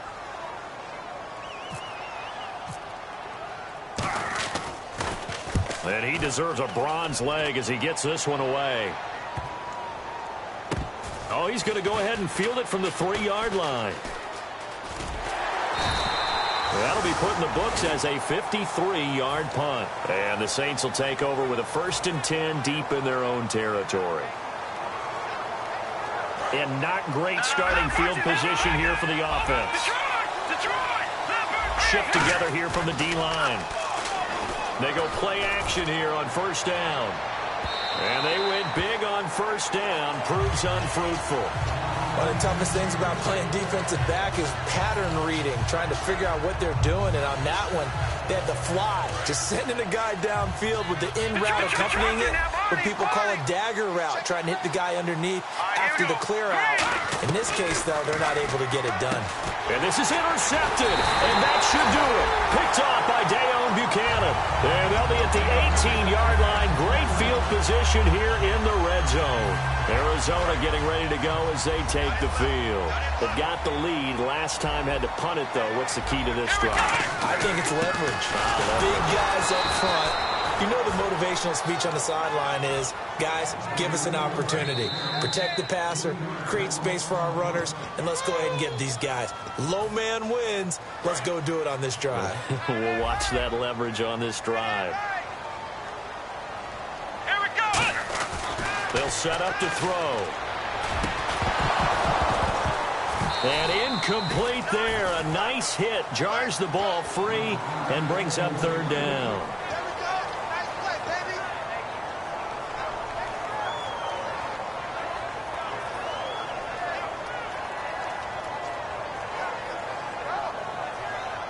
And the offense looks to pick up the first here on 3rd after that incompletion. Here we go. Now they'll throw here out of the gun. And incomplete. The contact made the ball roam free and brings up 4th down. So on 4th down, out trots the kicker in a big spot here. He hit his first, this one from 38. And Catanzaro's kick is right through, and that will stretch the lead up to 13. So they settle for just the 3 there, but clearly anything helps when you're trying to salt one away here in the 4th.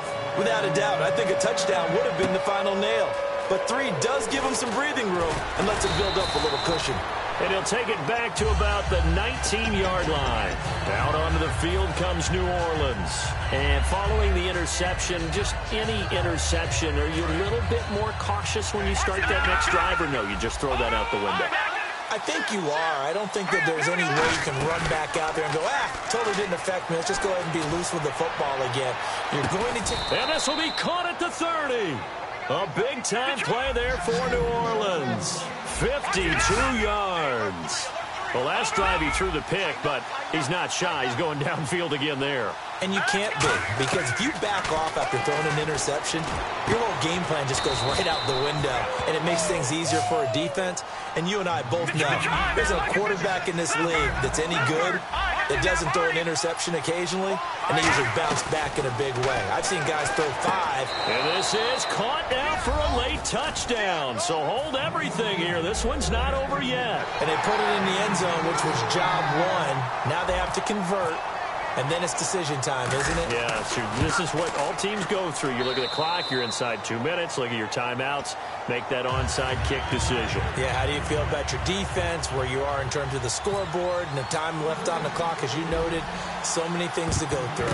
And the Cardinals hands team able to secure the football. Well, 4th quarter, they felt like they needed the football back. Unfortunately, they couldn't get it. And I know we brought analytics into the game, and someone has said here that the data says that when a team's expecting an onside kick, 80% of the time, the team expecting it, they do actually recover the ball, which is what we saw here. I just wonder if that number is much more of a anecdotal type of a number. Kind of like when the coaches tell us, well, when you score on special teams, 93% of the time you win the game. I'm still waiting to see that number is empirical. They come up in an offset eye. He'll drop to throw. He's just going to dump this one off to his fullback out of the backfield. Now hang on here. Timeout called by the defense. That'll be their 3rd and final stoppage here as we step aside. Watch 80.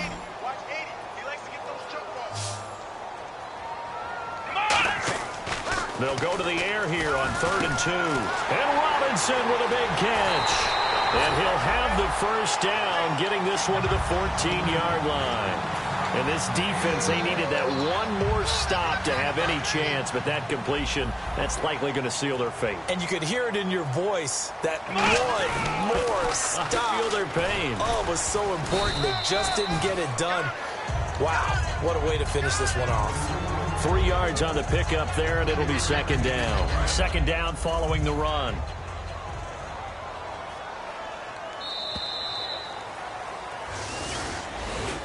And, Charles, I think when the schedule comes out, all teams, no matter where they're predicted to finish, talk about protecting your home turf. They were able to do that here in this one. Similar to a tennis match, right? Not letting them break your serve.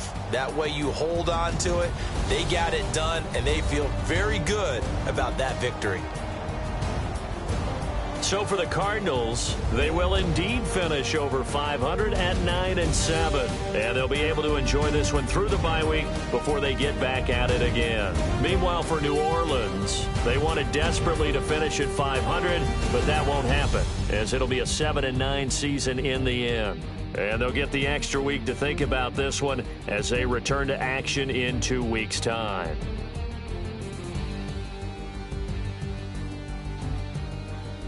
So that'll do it for us. For my partner, Charles Davis, and all the hard-working men and women on our crew, I'm Brandon Gaudin. You've been watching the NFL right here on EA Sports. It's a win for the Cardinals as we say so long from Glendale.